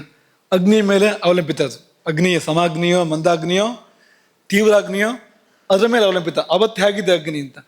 ಹಾಗಾಗಿ ಇದು ಒಂದು ಅಂದಾಜು ಸರಾಸರಿ 4 ಗಂಟೆ ಅಂತ ಲೆಕ್ಕ, ಸ್ವಲ್ಪ ಹಿಂದೆ ಮುಂದೆ ಆಗ್ಬೋದು. ಈ ಕಾಲಾವಧಿ ಇದೆಯಲ್ಲ, ಇದು ಕೂಡ ತುಂಬ ಮುಖ್ಯ ಅಂತ. ಯಾಕೆಂದರೆ ಅಷ್ಟು ಕಾಲ ತಗೊಂಡ್ರೆ ಅಷ್ಟು ಆ ರೂಪ ಬರುವಂಥದ್ದು. ಗಡಿಬಿಡಿ ಮಾಡಿದರೆ ಆ ರೂಪ ಬರೋದಿಲ್ಲ. ನೀವು ಗಡಿಬಿಡಿ ಮಾಡಿ ತಿಂದರೂ ಕಷ್ಟ ಆಗುತ್ತೆ. ಆಮೇಲೆ ಜೀರ್ಣಕ್ಕೂ ಕೂಡ ಸಮಯ ಕೊಡಬೇಕು. ನಾವು ಸಮಯ ಕೊಡದೆ ನಾವು ಅನುಕೂಲ ಆಗದೇ ಇರೋ ಕೆಲಸ ಮಾಡಿದರೆ, ಜೀರ್ಣಕ್ಕೆ ಪ್ರತಿಕೂಲ ಆಗೋ ಥರ ಕೆಲಸ ಮಾಡಿದರೆ ಆಗ ಕಷ್ಟ ಆಗತ್ತೆ ಅಂತ. ಹಾಗಾಗಿ ಅಲ್ಲಿ ಸಮಯ ಇದೆ. ಅಲ್ಲಿ 3 ಧಾತುಗಳು ಕೆಲಸ ಮಾಡ್ತೇವೆ ಜೀರ್ಣ ಆಗಬೇಕಾದ್ರೆ, ಆಹಾರ ಜೀರ್ಣ ಆಗಬೇಕಾದ್ರೆ. ಅದನ್ನು ಮುಂದಕ್ಕೆ ಅದನ್ನೇ ಹೇಳ್ತೀವಿ. ಅದನ್ನು ಮೊದಲು ಕಫ ಕೆಲಸ ಮಾಡುತ್ತೆ, ಆಮೇಲೆ ಪಿತ್ತ ಕೆಲಸ ಮಾಡುತ್ತೆ, ಆಮೇಲೆ ವಾತ ಕೆಲಸ ಮಾಡುತ್ತೆ. 3 ಸಮಾನವಾಗಿ ಸಮಯವನ್ನು ಪಾಲಿಸ್ಕೊಡ್ತೇವೆ. ಆ ಪ್ರಕಾರ ಜೀರ್ಣಕ್ರಿಯೆ ನಡೆದು ವಾತದ ಕೆಲಸ ಮುಗಿದ ಮೇಲೆ ಮುಗೀತದು ಅಂತ ಒಂದು ಹಂತ ಆಯಿತು ಅಂತ ಅರ್ಥ. ಈ ಸಮಯ ಕೂಡ ಕೊಡಬೇಕು. ಇಷ್ಟು ಆದಾಗ ಧಾತು ಸಾಮ್ಯ ಏರ್ಪಡುವಂಥದ್ದು. ಇವೆಲ್ಲವೂ ಸರಿಯಬೇಕು. ಹಾಗಾಗಿ ಜಿಡ್ಡಿನಂಶವೂ ಬೇಕು, ಎಷ್ಟು ಬೇಕು ಅಷ್ಟು ಬೇಕು. ಆಮೇಲೆ ಜಲಾಂಶವೂ ಬೇಕು, ಎಷ್ಟು ಬೇಕು ಅಷ್ಟು ಬೇಕು. ಸಮಾನ ಕೆಲಸ ಮಾಡಬೇಕು, ಮಾಡುವಷ್ಟೇ ಮಾಡಬೇಕದು, ಕಡಿಮೆನೂ ಅಲ್ಲ ಹೆಚ್ಚು ಅಲ್ಲ. ಹೀಗೆಲ್ಲ ಇದ್ದಾಗ ಒಂದು ಧಾತು ಸಾಮ್ಯ ಏರ್ಪಡೋದಕ್ಕೆ ಸಾಧ್ಯ ಇದೆ. ದೇಹದೊಳಗೆ ಇಷ್ಟು ಕೆಲಸಗಳು ನಡೀತಾ ಇದ್ದಾವೆ ಅನ್ನೋದನ್ನು ಹೇಳಿ ಕೊನೆಯದಾಗಿ ಇದೊಂದು ಅದ್ಭುತವಾದ ಸಂಗತಿ. ಇದು ಆಲೋಚನೆ ಮಾಡಿದರೆ ಈ ಆಯುರ್ವೇದದವರು ಎಲ್ಲಿವರೆಗೆ ಹೋಗಿದ್ದಾರೆ ಅಂದರೆ, ಈ ಹೊಟ್ಟೆ ಒಳಗಡೆ ಅನ್ನ ಹೋದ್ಮೇಲೆ ಅದು ಜೀರ್ಣ ಆಗೋ ಸಮಯ ಅದನ್ನು 3 ಭಾಗ ಮಾಡ್ತಾರೆ ಅವರು 3 ಭಾಗ ಮಾಡೋದಲ್ಲ, ಪ್ರಕೃತಿನೇ 3 ಭಾಗ ಮಾಡಿದೆ. 3 ಹಂತದಲ್ಲಿ ಜೀರ್ಣಕ್ರಿಯೆ ನಡೆಯುತ್ತೆ ಅಂತ.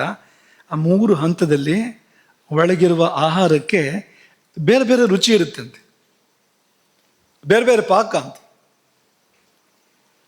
ಜೀವಂತ ವ್ಯಕ್ತಿಯ ಹೊಟ್ಟೆಯೊಳಗೆ ಆಹಾರ ಹೋದ ನಂತರ ಅದು 3 ಹಂತದಲ್ಲಿ ಪಚನ ಆಗುವಾಗ 3 ಪಾಕಗಳನ್ನು ಹೇಳ್ತಾರೆ ಅವರು. ಈಗ 4 ಗಂಟೆ ಜೀರ್ಣಕ್ಕೆ ಬೇಕು ಅಂತ ತಗೊಂಡ್ರೆ ಅದನ್ನು 3 ಪಾಲು ಮಾಡೋಣ. ಎಷ್ಟೆಷ್ಟು?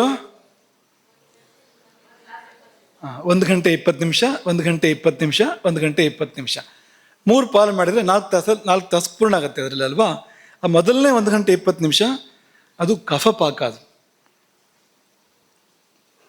ಅದನ್ನು ಮಧುರಾವಸ್ಥಾ ಪಾಕ ಅಂತ ಹೇಳ್ತಾರೆ.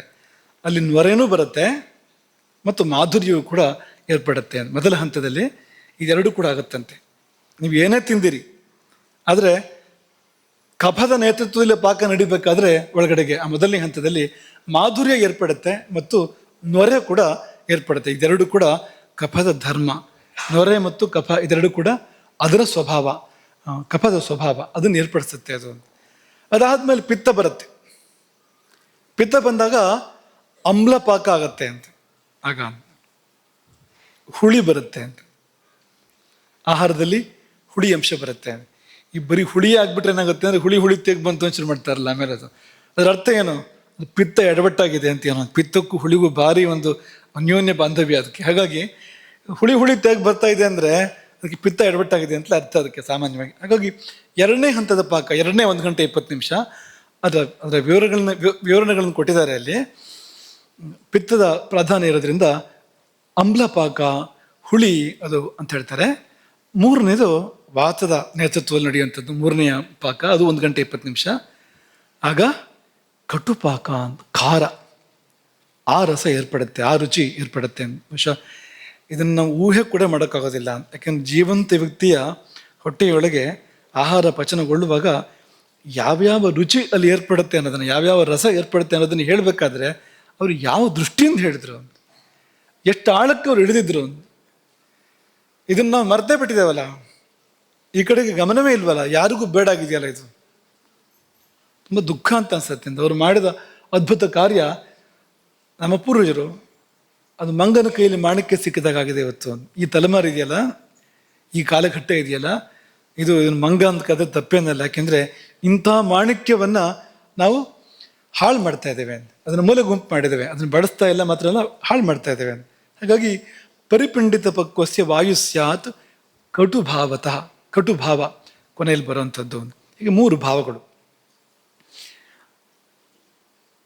ಈಗ ಒಂದು ಸಂಗತಿ ಇದ್ರ ಜೊತೆಗೆ ಹೇಳ್ಬೇಕು, ನಾವು ರಾತ್ರಿ ಊಟ ಮಾಡಿದ ಮೇಲೆ ನಾವು ಮಲಗಬೇಕು ಯಾವಾಗ ಅಂದರೆ, ಒಳಗಡೆಗೆ ಆಹಾರದಲ್ಲಿ ಆ ಮಧುರ ಪಾಕ ಏರ್ಪಟ್ಟಿರುವಾಗಲೇ ಮಲಗಬೇಕು. ನಿಮ್ಗೆ ಯಾವ ಥರ ನಿದ್ರೆ ಬೇಕು? ನಿಮಗೆ ಸಿಹಿ ನಿದ್ರೆ ಬೇಕಾ, ಹುಳಿ ನಿದ್ದೆ ಬೇಕಾ, ಅಥವಾ ಕಟು ಖಾರ ನಿದ್ದೆ ಬೇಕಾ? ನಿಮಗೆ ಯಾವ್ದು ಬೇಕು? ಹೇಳೋದೇ ಹಾಗಲ್ವಾ, ಸಿಹಿ ನಿದ್ದೆ ಬಂತು ಅಂತ ಹೇಳ್ತಾರಲ್ವ. ಹೇಳ್ಬೇಕಾದ್ರೆ ಯಾರಾದ್ರೂ ಹುಳಿ ನಿದ್ದೆ ಬಂತು ಅಂತ ಹೇಳೋದು ಕೇಳಿದ್ದೀರ ನೀವು? ಎಚ್ಚರ ಆಯ್ತಪ್ಪ, ನಿದ್ದೆ ಖಾರ ಖಾರ ಅಂತ ಯಾರು ಹೇಳೋದು ಕೇಳಿದ್ದೀರ ನೀವು? ಅಲ್ವಾ? ಆ ಶಬ್ದ ಯಾಕೆ ಬಂತು ಅಂದರೆ, ನಿದ್ದೆಯೂ ಸಿಹಿನೇ. ಅದು ಯಾವಾಗ ನಿದ್ದೆ ಬರಬೇಕು ಅಂದರೆ, ಒಳಗೆ ಮಧುರ ಪಾಕ ಇದ್ದಾಗ, ಸೇವಿಸಿದ ಆಹಾರ ಮಧುರ ಪಾಕಾವಸ್ಥೆಯಲ್ಲಿ ಇದ್ದಾಗಲೇ ನಾವು ನಿದ್ದೆ ಮಾಡಬೇಕು.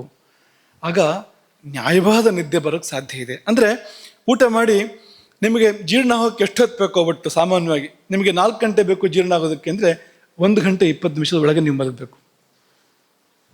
ನಿಮ್ಗೆ 5 ಗಂಟೆ ಬೇಕು ಅಂದರೆ ಮತ್ತೊಂದು ಸ್ವಲ್ಪ ಜಾಸ್ತಿ ಆಗುತ್ತೆ ಅವಧಿಯದು. ನಿಮಗೆ 3 ಗಂಟೆ ಸಾಕು ಅಂದರೆ ಮತ್ತೊಂದು ಸ್ವಲ್ಪ ಕಡಿಮೆ ಆಗುತ್ತೆ ಅವಧಿಯದು. ಹಾಗಾಗಿ ಈ ಅವಧಿಯಲ್ಲಿ ನಿದ್ದೆ ಮಾಡಬೇಕು. ಇದನ್ನು ಕಫವೃದ್ಧಿ ಅನ್ನೋ ಭಾಷೆಯಲ್ಲೂ ಕೂಡ ಬಳಸ್ತಾರೆ. ಯಾಕೆಂದರೆ ಈ ರಾತ್ರಿಯ ಮೊದಲನೇ ಭಾಗ ಇದೆಯಲ್ಲ, ಆ ಮೊದಲನೇ ಭಾಗ ಕಫಕಾಲ ಅಂತ ಕರೀತಾರೆ ಅದನ್ನು. ರಾತ್ರಿಯ ಮೊದಲನೇ ಭಾಗ ಕಫಕಾಲ, ಮುಂದಿನದ್ದು ಪಿತ್ತ, ಅದರ ನಂತರ ವಾತ ಅಂತ. ಹೀಗೆ 3 ಅದನ್ನು ವಿಭಾಗ ಮಾಡೋದಾದರೆ ಈ ರೀತಿ ಮಾಡ್ತಾರೆ. ಹಾಗಾಗಿ ಕಾಲವು ಕಫಕಾಲ, ಆಗಲೇ ಆಹಾರ ಸೇವನೆ ಮಾಡ್ತೀವಿ. ಆಹಾರ ಸೇವನೆ ಮಾಡಿದಾಗ ಕಫವೃದ್ಧಿ ಆಗತ್ತೆ. ಮತ್ತೆ ಆಲೋಚನೆ ಮಾಡಿ, ಆಹಾರ ಸೇವನೆ ಮಾಡಿದಾಗ ಕಫದ ವೃದ್ಧಿ ಆಗತ್ತೆ. ಒಳಗೆ ಕಫದ ಪಾಕ ಏರ್ಪಡ್ತಾ ಇರುತ್ತೆ, ಹೊಟ್ಟೆ ಒಳಗಡೆಗೆ ಕಫದ ಪಾಕ, ಮಧುರ ಪಾಕ ಏರ್ಪಡ್ತಾ ಇರುತ್ತೆ. ನಾವು ಮಲಗಿ ನಿದ್ದೆ ಮಾಡಿದರೆ ಅದು ಕೂಡ ಕಫವೇ. ಆ ನಿದ್ದೆ ಅನ್ನೋದು ಕೂಡ ಕಫಕಾರಕವೇ ಹೌದು ಅಂತ. ಇಷ್ಟು ಕಫ ಅಂತ, ಕಫ ಕಫ ಕಫ ಕಫ ಅಂತ ಬಂದಾಗ ಗಾಢ ನಿದ್ದೆ, ಅದು ಅತ್ಯಂತ ಗಾಢವಾಗಿರ್ತಕ್ಕಂಥ ನಿದ್ದೆ. ಆ ಕಫ ಅನ್ನೋದು ಈ ತಂಪು, ಶಾಂತಿ, ನೆಮ್ಮದಿ, ಆ ಒಂದು ಕ್ರಿಯಾಶೂನ್ಯತೆ, ಇದನ್ನೆಲ್ಲ ಕೊಡುವಂಥ ಒಂದು ಧಾತು ಅದು ಅಂತ. ಅದು ಪೂರ್ತಿ ವೃದ್ಧಿ ಆಗಬೇಕು ಅಂದ್ರೆ ಎಲ್ಲ ಕಡೆ ಅದೇ ಆಡಬೇಕು, ಒಳಗೆ ಹೊರಗೆ ಎಲ್ಲ ಕಡೆಗೂ ಕಫವೇ ಆಳುವಂತೆ ಆಗಬೇಕು. ಆ ರೀತಿಯಲ್ಲಿ ನಿದ್ದೆ ಮಾಡಬೇಕು. ಅದನ್ನು ಪಿತ್ತಕ್ಕೆ ಹೋಗಿ ನಿದ್ದೆ ಮಾಡಿದರೆ ಕಾಲವೂ ಕಫದ ಕಾಲ ದಾಟೋಯ್ತು ಒಂದು ಕಡೆಯಿಂದ. ಆಮೇಲೆ ಒಳಗೆ ಪಾಕ ಬೇರೆ ಆಗತ್ತೆ, ಹೊಟ್ಟೆಯೊಳಗಿನ ಪಾಕ ಬೇರೆ ಆಗತ್ತೆ, ಎರಡೂ ಅಸ್ತವ್ಯಸ್ತ ಆಯಿತು. ಆಹಾರ ತಗೊಂಡು ಸಾಕಷ್ಟು ಹೊತ್ತಾಯಿತು. ಹಾಗಾಗಿ ಅಷ್ಟೋ ತನಕ ಕಫ ಏನಿರೋದಿಲ್ಲ. ಈ ಕಫ ಇಲ್ಲದೆ, ಕಫದ ಒಂದು ಪ್ರಭಾವ ಇಲ್ಲದೆ ನಿದ್ದೆ ಚೆನ್ನಾಗಿ ಬರೋದೇ ಇಲ್ಲ. ಹಾಗಾಗಿ ಈ ಕಫಕಾಲದಲ್ಲಿ ನಿದ್ದೆ ಮಾಡಿದರೆ ನಿದ್ದೆ, ಪಿತ್ತಕಾಲದಲ್ಲಿ ಮಲ್ಕೊಂಡ್ರೆ ಕನಸು ನಿದ್ದೆ, ವಾತಕಾಲದಲ್ಲಿ ಮಲ್ಕೊಂಡ್ರೆ ಅದು ನಿದ್ದೆ ಅಲ್ಲ, ಅದು ಹೆಸರಿಗೆ ನಿದ್ದೆ. ಅದು ಬರ್ದೇನೂ ಹೋಗ್ಬೋದು, ಬಂದರೂ ಕೂಡ ನಮಗೆ ಯಾವ ಲಾಭವೂ ಕೂಡ ನಿದ್ದೆಯಿಂದ ಆಗಬೇಕಾದ ಯಾವ ಲಾಭವೂ ಕೂಡ ಆಗೋದಿಲ್ಲ. ಹಾಗಾಗಿ ನೀವು ಮೊದಲನೇ 1 ಗಂಟೆ 20 ನಿಮಿಷ ಊಟ ಮಾಡಿ ಮೊದಲನೇ 1 ಗಂಟೆ 20 ನಿಮಿಷದಲ್ಲಿ ಮಲಗಿದರೆ ಒಳ್ಳೆ ನಿದ್ದೆ, ಎರಡನೇ 1 ಗಂಟೆ 20 ನಿಮಿಷದಲ್ಲಿ ಮಲಗಿದರೆ ಕನಸು, ಮೂರನೇ 1 ಗಂಟೆ 20 ನಿಮಿಷ ಮೂರನೇ ಭಾಗಕ್ಕೆ ಹೋದಾಗ ಅದು ನಿದ್ದೆ ಅಲ್ಲ, ಅದು ನಾಯಿ ನಿದ್ದೆ ಅದಕ್ಕೆ ಸಾಕು, ನಮಗೆ ಸಾಲದು. ಆ ಥರ ನಿದ್ದೆ ಮನುಷ್ಯಂಗೆ ಸಾಲದು. ಹಾಗಾಗಿ ಆ ನಾಯಿ ನಿದ್ದೆ ಮನುಷ್ಯಂಗೆ ಬರಬಾರ್ದು. ನಾಯಿನೇ ಅದ್ರ ಸ್ಥಾನದಲ್ಲಿ ಯೋಗ್ಯತಾವಂತ ಪ್ರಾಣಿಯೇ ಹೋದದು. ನಾವು ಅದಾಗಬಾರ್ದಲ್ವಾ. ಈ ನಾಯಿ ಇಂಥ ನಿಷ್ಠಾವಂತ ಪ್ರಾಣಿ, ನಾನು ಅದ್ರ ಹಾಗಿರುತ್ತೇನೆ, 4 ಕಾಲಲ್ಲಿ ನಾವು ನಡೆಯೋಕ್ಕೆ ಶುರು ಮಾಡಬಾರ್ದು.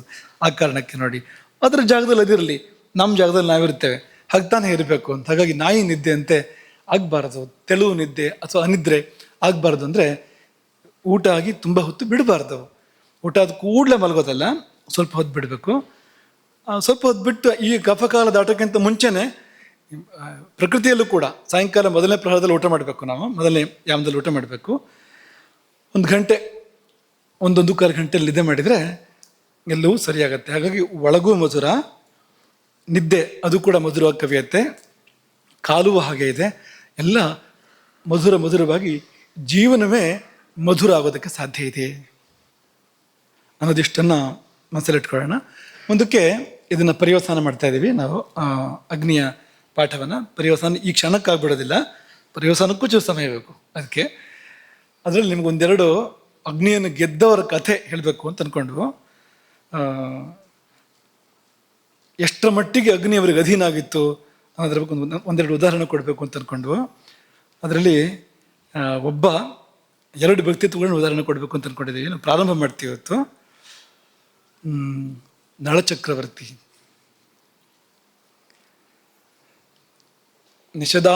ನಿಷಧಾಧಿಪತಿಯಾದ ನಲ.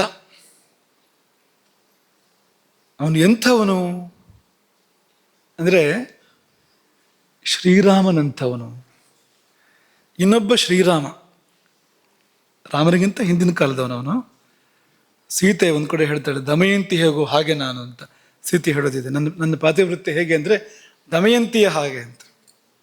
ಅಂದರೆ ಸೀತೆ ಉಲ್ಲೇಖ ಮಾಡಬೇಕಾದ್ರೆ ಇನ್ನು ಹಿಂದಕ್ಕೆ ಅವರಿದ್ರು ಅಂತ ಗೊತ್ತಾಗತ್ತೆ ನಮಗೆ, ನಲ್ಲ ದಮಯಂತಿಯರು ಅಂತ. ಆ ನಲ್ಲ ದಮಯಂತಿಯರ ಕಥೆಯನ್ನು ಗಮನಿಸಿದರೆ ಅದರಲ್ಲಿ ಅತ್ಯದ್ಭುತವಾಗಿರ್ತಕ್ಕಂಥ ನಲನ ಅಗ್ನಿಜಯ ಮಾತ್ರ ಅಲ್ಲ, ಭೂತಜಯ ನಮಗೆ ಕಾಣಿಸುತ್ತೆ.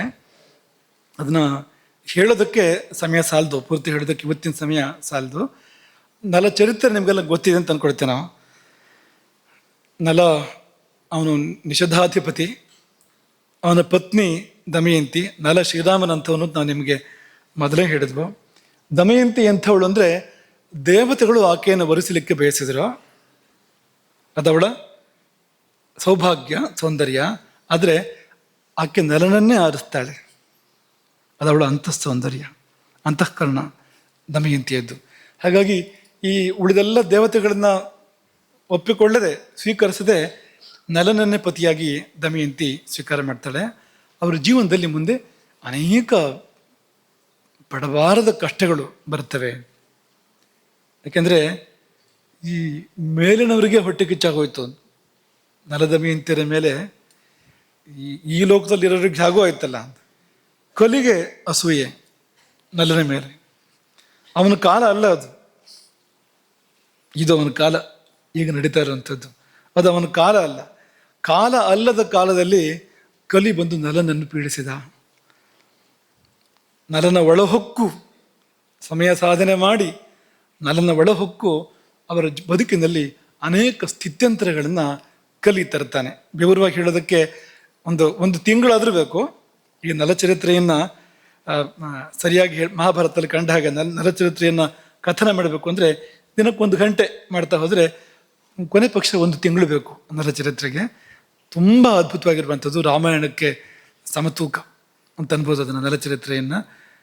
ಅವನ ನೆನಪು ಮಾಡಿಕೊಂಡ್ರೆ ಕಲಿ ಕೆಲಸ ಮಾಡೋದಿಲ್ವಂತೆ, ನಲನ ಸ್ಮರಣೆ ಮಾಡಿದರೆ ಸಾಕಂತೆ. ಈಗಲೂ ಕೂಡ ಕಲಿ ಅವನಿಗೆ ಅಷ್ಟು ಭಯಪಡ್ತಾನೆ ನಲನಿಗೆ ಅಂತ. ಅಂಥ ವ್ಯಕ್ತಿತ್ವ ಅದು. ಪುಣ್ಯಶ್ಲೋಕು ನಲೋ ರಾಜ ಅಂತ ಹೇಳ್ತಾರಲ್ಲ ಅಂಥವನು ಅವನು. ಹೀಗೆ ಈ ಕಲಿಯ ಕಿತಾಪತಿ, ಅದರ ಪರಿಣಾಮವಾಗಿ ನಲ ರಾಜ್ಯಭ್ರಷ್ಟನಾದ ಅಲ್ವಾ, ಗೊತ್ತು ನಿಮಗೆ ಇದೆಲ್ಲ. ಪುಷ್ಕರನೊಂದಿಗೆ ಪಗಡಿ ಆಡಿದ, ತಮ್ಮನೇ ಆಗಬೇಕು ಅವನು ಪುಷ್ಕರ, ಅವನೊಂದಿಗೆ ಪಗಡಿ ಆಡಿದ. ಕಪಟದ ಪಗಡಿ ಆಟದಲ್ಲಿ ಕಪಟದ್ಯೂತದಲ್ಲಿ ನಲನಿಗೆ ಸೋಲಾಯಿತು. ಎಲ್ಲವನ್ನು ಕೂಡ ಕಳ್ಕೊಂಡ ನಲ. ಉಟ್ಟ ಬಟ್ಟೆಯಲ್ಲಿ ಕಾಡು ಪಾಲಾದ. ಆಮೇಲೆ ಉಟ್ಟ ಬಟ್ಟೆ ಕೂಡ ಉಳಿಲಿಲ್ಲ ಅವನಿಗೆ. ದುರವಸ್ಥೆ ಅಂದರೆ ಯಾರಿಗೂ ಬರಬಾರ್ದು ಅದು. ಉಟ್ಟ ಬಟ್ಟೆ ಕೂಡ ಉಳಿಲಿಲ್ಲ ಅವನಿಗೆ. ತಾನಾಗಿ ಪತ್ನಿಯನ್ನು ಕಳ್ಕೊಂಡ. ಆ ಸಮಯದಲ್ಲಿ ಅವಳು ಮಲಗಿದ್ದಾಗ ಉಟ್ಟ ಬಟ್ಟೆಯಲ್ಲಿ ಹರಿದು ಉಟ್ಕೊಂಡು ಹೊರಟೋಗ್ಬಿಟ್ಟ ಅಲ್ಲಿಂದ. ಅದು ಅವನು ಮಾಡಿದ್ದಲ್ಲ, ಅದು ಕಲಿ ಮಾಡಿಸಿದ್ದು ಅವನ ಕೈಯಿಂದ. ಯಾಕಂದ್ರೆ ದಮಯಂತಿ ಮೇಲೆ ಕಣ್ಣಿದ್ದಿದ್ದು ಕಲಿಗೆ. ಆ ಕಾರಣಕ್ಕೋಸ್ಕರ ಅದೇ ಅಸೂಯೆ ಅವನದು ಮುಖ್ಯವಾಗಿ. ಅದು ಅವನು ಮಾಡಿದ ಕಲಿಯ ಕಿತಾಪತಿ ಅದು.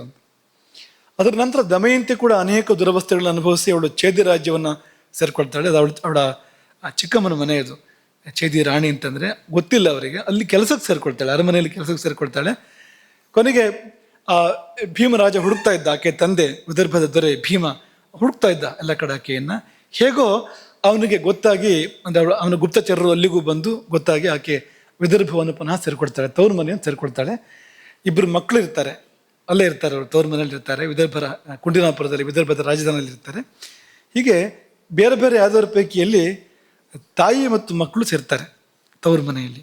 ಆದರೆ ನಳ ಕಾಡು ಪಾಲೆಗೆ ಅಲಿತಾ ಇರ್ತಾನೆ, ಎಲ್ಲವನ್ನೂ ಕಳ್ಕೊಂಡಿದ್ದಾನೆ, ಅದು ಒಳ್ಳೆತನ ಕಳ್ಕೊಂಡಿಲ್ಲ ಅವನು ಈಗಲೂ ಕೂಡ. ಹಾಗಾಗಿ ಕಾಡ್ಗೆಚ್ಚಿಗೆ ಸಿಕ್ಕಿ ಹಾಕಿಕೊಂಡಿದ್ದ ಕಾರ್ಕೋಟಕನನ್ನು ಪಾರು ಮಾಡ್ತಾನೆ. ಸರ್ಪ ಅದು, ನಾಗಾಧಿಪತಿ, ಮಹಾನಾಗಗಳ ಪೈಕಿಯಲ್ಲಿ ಓರ್ವ ಕಾರ್ಕೋಟಕನನ್ನು ಪಾರು ಮಾಡ್ತಾನೆ ನಲ. ಪ್ರತ್ಯುಪಕಾರ ಮಾಡಬೇಕು ಅಂತ ಕಾರ್ಕೋಟಕನ ಅಪೇಕ್ಷೆ, ನಲನಿಗೆ ಪ್ರತ್ಯುಪಕಾರ ಮಾಡಬೇಕು ಅಂತ. ಹೇಗೆ ಪ್ರತ್ಯುಪಕಾರ ಮಾಡೋದು ಅಂದರೆ ಕಚ್ಚೋದು ಅಂತ ಅಲ್ವಾ. ಹಾವು ಏನು ಪ್ರತ್ಯುಪಕಾರ ಮಾಡೋದು ಪಾಪ? ಹಾವಿಗೆ ನೀವು ಉಪಕಾರ ಮಾಡಿದರೆ ಹಾವು ತನ್ನ ಹತ್ರ ಏನಿದೆ ಅದನ್ನು ಕೊಡ್ಬೇಕು ತಾನೆ. ಹಾವಿನ ಹತ್ರ ಏನಿದೆ? ವಿಷಾನ ಇರೋದು ಅಂತ. ಕಚ್ಚಬೇಕು ಕಾರ್ಕೋಟಕ ನಲನಿಗೆ. ಆದರೆ ನಲ ಎಂಥ ಮಹಾತ್ಮ ಅಂದರೆ ಅನುಮತಿ ಕೊಡದೆ ಕಚ್ಚೋ ಹಾಗಿಲ್ಲ ಕಾರ್ಕೋಟಕ ಅಂತ. ನಲ ಸ್ವತಃ ಅನುಮತಿ ಕೊಡದೆ ಕಚ್ಚೋ ಹಾಗಿಲ್ಲ ಕಾರ್ಕೋಟಕ. ಅದಕ್ಕೆ ಏನು ಮಾಡ್ತಾನೆ ಕಾರ್ಕೋಟಕ? ಉಪಾಯವನ್ನು 10 ಎಣಸು ಅಂತ ನಲನಿಗೆ ಹೇಳ್ತಾನೆ. ಏನೋ ಕೊಡಬೇಕು ನೀನು, ನಾನು ಅಮೂಲ್ಯವಾಗಿದ್ದನ್ನು 10 ಎಣಸು ಅಂತ. ಆ ಕಡೆ ತಿರುಗಿ 10 ಎಣಿಸ್ಕೊಂಡು ಹೋಗು ಅಂತ. 10 ಎಣಿಸಿದ್ದು ಸಂಸ್ಕೃತದಲ್ಲಿ, ಕನ್ನಡದಲ್ಲೆಲ್ಲ. ಅದು ಏಕಂ ದ್ವೇ ತ್ರೀಣಿ ಚತ್ವಾರಿ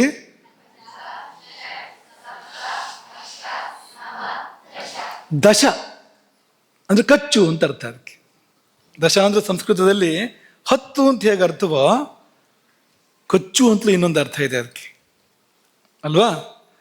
ದಶ ಅಂತ ಯಾವಾಗ ನಲ ಹೇಳಿದ್ನೋ ಕಾರ್ಕೋಟಕ ಕಚ್ಚಿದ ಅಂತ.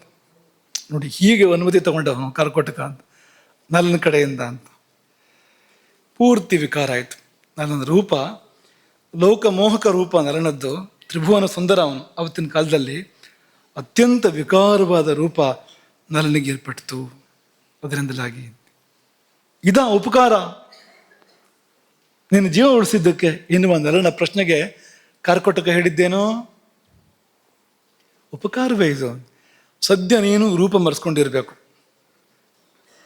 ಕಾರ್ಯ ಸಾಧನೆಯವರಿಗೆ ನೀನು ಯಾರು ಅಂತ ಗೊತ್ತಾಗಬಾರ್ದು.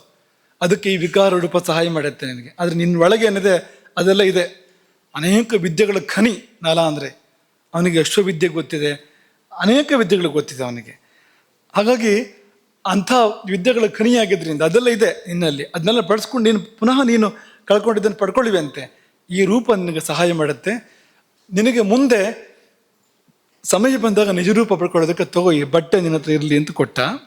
ಇದು ಒಂದು ಉಪಕಾರ. ಇನ್ನೊಂದನ್ನು ಬಾಯಿ ಬಿಟ್ಟು ಹೇಳಲಿಲ್ಲ. ಮತ್ತೊಂದು ಏನು ಅಂದರೆ, ಅವನು ಕಚ್ಚಿದ್ದು ಯಾಕೆ ಅಂದರೆ ಆ ಕಲಿಗೆ ಪೀಡೆ ಕೊಡಬೇಕು ಅಂತ. ಅವನೊಳಗೆ ಕಲಿ ಸೇರ್ಕೊಂಡಿದ್ನಲ್ಲ ನಲನ ಒಳಗೆ, ಆ ಕಲಿಯನ್ನು ಪೀಡಿಸುವ ಸಲುವಾಗಿ, ತನ್ನ ವಿಷದ ಮೂಲಕವಾಗಿ ನಿರಂತರವಾಗಿ ಕಲಿಯನ್ನು ದಹಿಸುವ ಸಲುವಾಗಿ ಕಾರ್ಕೋಟಕ ಕಚ್ಚಿದ. ಯಾರು ನಮಗೆ ಅವರು ಏನೋ ಮಾಡಿದರೆ ನಾವು ಸರಿ ಯೋಚನೆ ಮಾಡಬೇಕು, ಯಾಕೆ ಮಾಡ್ತಾರೆ, ಅವ್ರು ಒಳಗಡೆ ಏನಿದೆ ನೋಡೋಕೆ ಕಾರ್ಕೋಟಕ ಅಂತಾರೆ ಕಾಣ್ಬೋದು, ಒಳಗಡೆ ಒಳ್ಳೆ ಹೃದಯ ಇರ್ಬೋದು. ಅದಾಯಿತು, ಕಲಿಗೆ ತಡ್ಕೊಳ್ಳೋಕ್ಕಾಗಲಿಲ್ಲ. ಈ ವಿಷದ ಬಾಧೆಯನ್ನು ತಡ್ಕೊಳ್ಳೋಕ್ಕಾಗದ ಕಲಿ ಒಂದು ಸ್ವಲ್ಪ ಕಾಲ ಹೇಗೋ ಇದ್ದಂತೆ ಅವನೊಳಗಡೆಗೆ. ಕನೆಗೆ ಹೊರಗೆ ಬರಬೇಕಾಯ್ತು ಅವನ ಶರೀರವನ್ನು ಬಿಟ್ಟು. ಕಲಿಯಿಂದ ವಿಮೋಚನೆ ಏರ್ಪಟ್ಟಿತು ನಲನಿಗೆ. ಆದರೆ ನಾವೊಂದು ಅದ್ಭುತವನ್ನು ಇಲ್ಲಿ ಗಮನಿಸ್ಬೇಕು. ಕಾರ್ಕೋಟಕ ಕಚ್ಚಿದ ನಂತರವೂ ಕೂಡ ನಲ ಬದುಕಿದ್ದ. ಕಾರ್ಕೋಟಕ ಕಚ್ಚಿ ಉಳಿದವರಿದ್ದಾರ ಅಂದರೆ ಯಾರಾದರೂ ಇದ್ದರೆ ಒಂದು ವೇಳೆ ಅದು ಒಬ್ಬನೇ ಒಬ್ಬ ನಲ ಮಾತ್ರ ಅಂತ. ರೂಪ ಪರಿವರ್ತನೆ ಆಯಿತು, ಅದು ಅವನ ಅನುಕೂಲಕ್ಕೋಸ್ಕರವೇ ಆಗಿರುವಂಥದ್ದು. ಆದರೆ ನಲನ ಜೀವ ಹೋಯ್ತಾ ಅಥವಾ ಅವನ ಅಂಗಾಂಗಗಳು ಅಂಗಭಂಗ ಏರ್ಪಡ್ತಾ, ಅದು ದೊಡ್ಡ ಕಾಯಿಲೆ ಬಂತ ಅಂದರೆ ಏನೂ ಆಗಲಿಲ್ಲ. ಯಾಕೆ ಯೋಚನೆ ಮಾಡಿ. ಅಗ್ನಿ ಜಯ. ಅದು ಅವನ ಅಗ್ನಿ ಹೇಗಿದೆ ನಲನದ್ದು ಅಂದರೆ ಕಾರ್ಕೋಟಕವನ್ನು ಜೀರ್ಣ ಮಾಡಬಲ್ಲದು. ಅದು ನಮಗೂ ಸಾಧ್ಯ. ಇದು ನಮ್ಮ ಅಗ್ನಿ ತನ್ನ ಉತ್ತುಂಗಾವಸ್ಥೆಯಲ್ಲಿದ್ದರೆ, ನಮ್ಮ ಅಗ್ನಿ ಅದು ಸರಿಯಾಗಿ ಹೇಗಿರಬೇಕು ಹಾಗಿದ್ರೆ ವಿಷವನ್ನು ಕೂಡ ಜೀರ್ಣ ಮಾಡುತ್ತೆ. ಅದು ಎಂಥ ವಿಷವನ್ನು ಕೂಡ ಜೀರ್ಣ ಮಾಡುತ್ತೆ. ಅಸಾಮಿ ಸತ್ತೋಗೋದಿಲ್ಲ, ವಿಷಯವೇ ಜೀರ್ಣ ಆಗತ್ತೆ ಅಲ್ವಾ? ಅಗಸ್ತ್ಯರ ನೆನಪು ಮಾಡ್ಕೊಳ್ಳಿ, ಅಂಥ ವಾತಾಪಿಯನ್ನು ಜೀರ್ಣ ಮಾಡಿದ್ರಲ್ವಾ?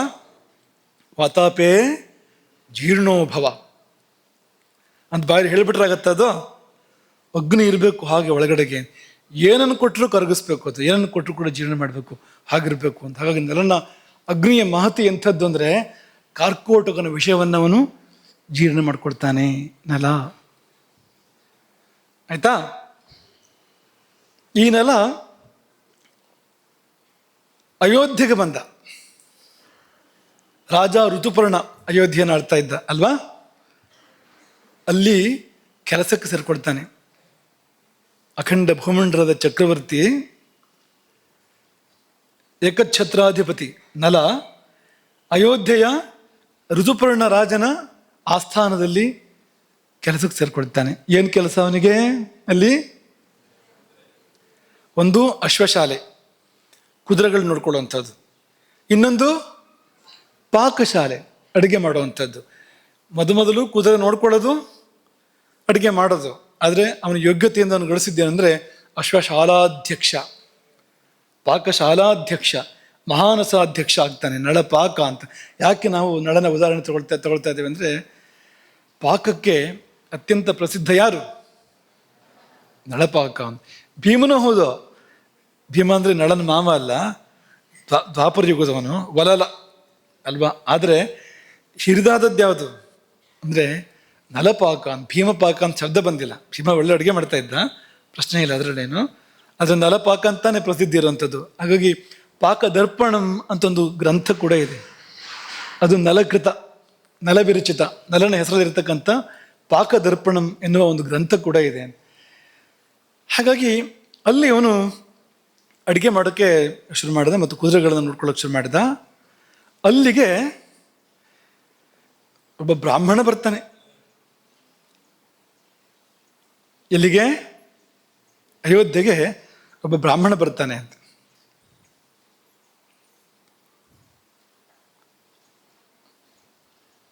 ಪರ್ಣಾದ ಅಂತ ಹೆಸರು ಅವನಿಗೆ.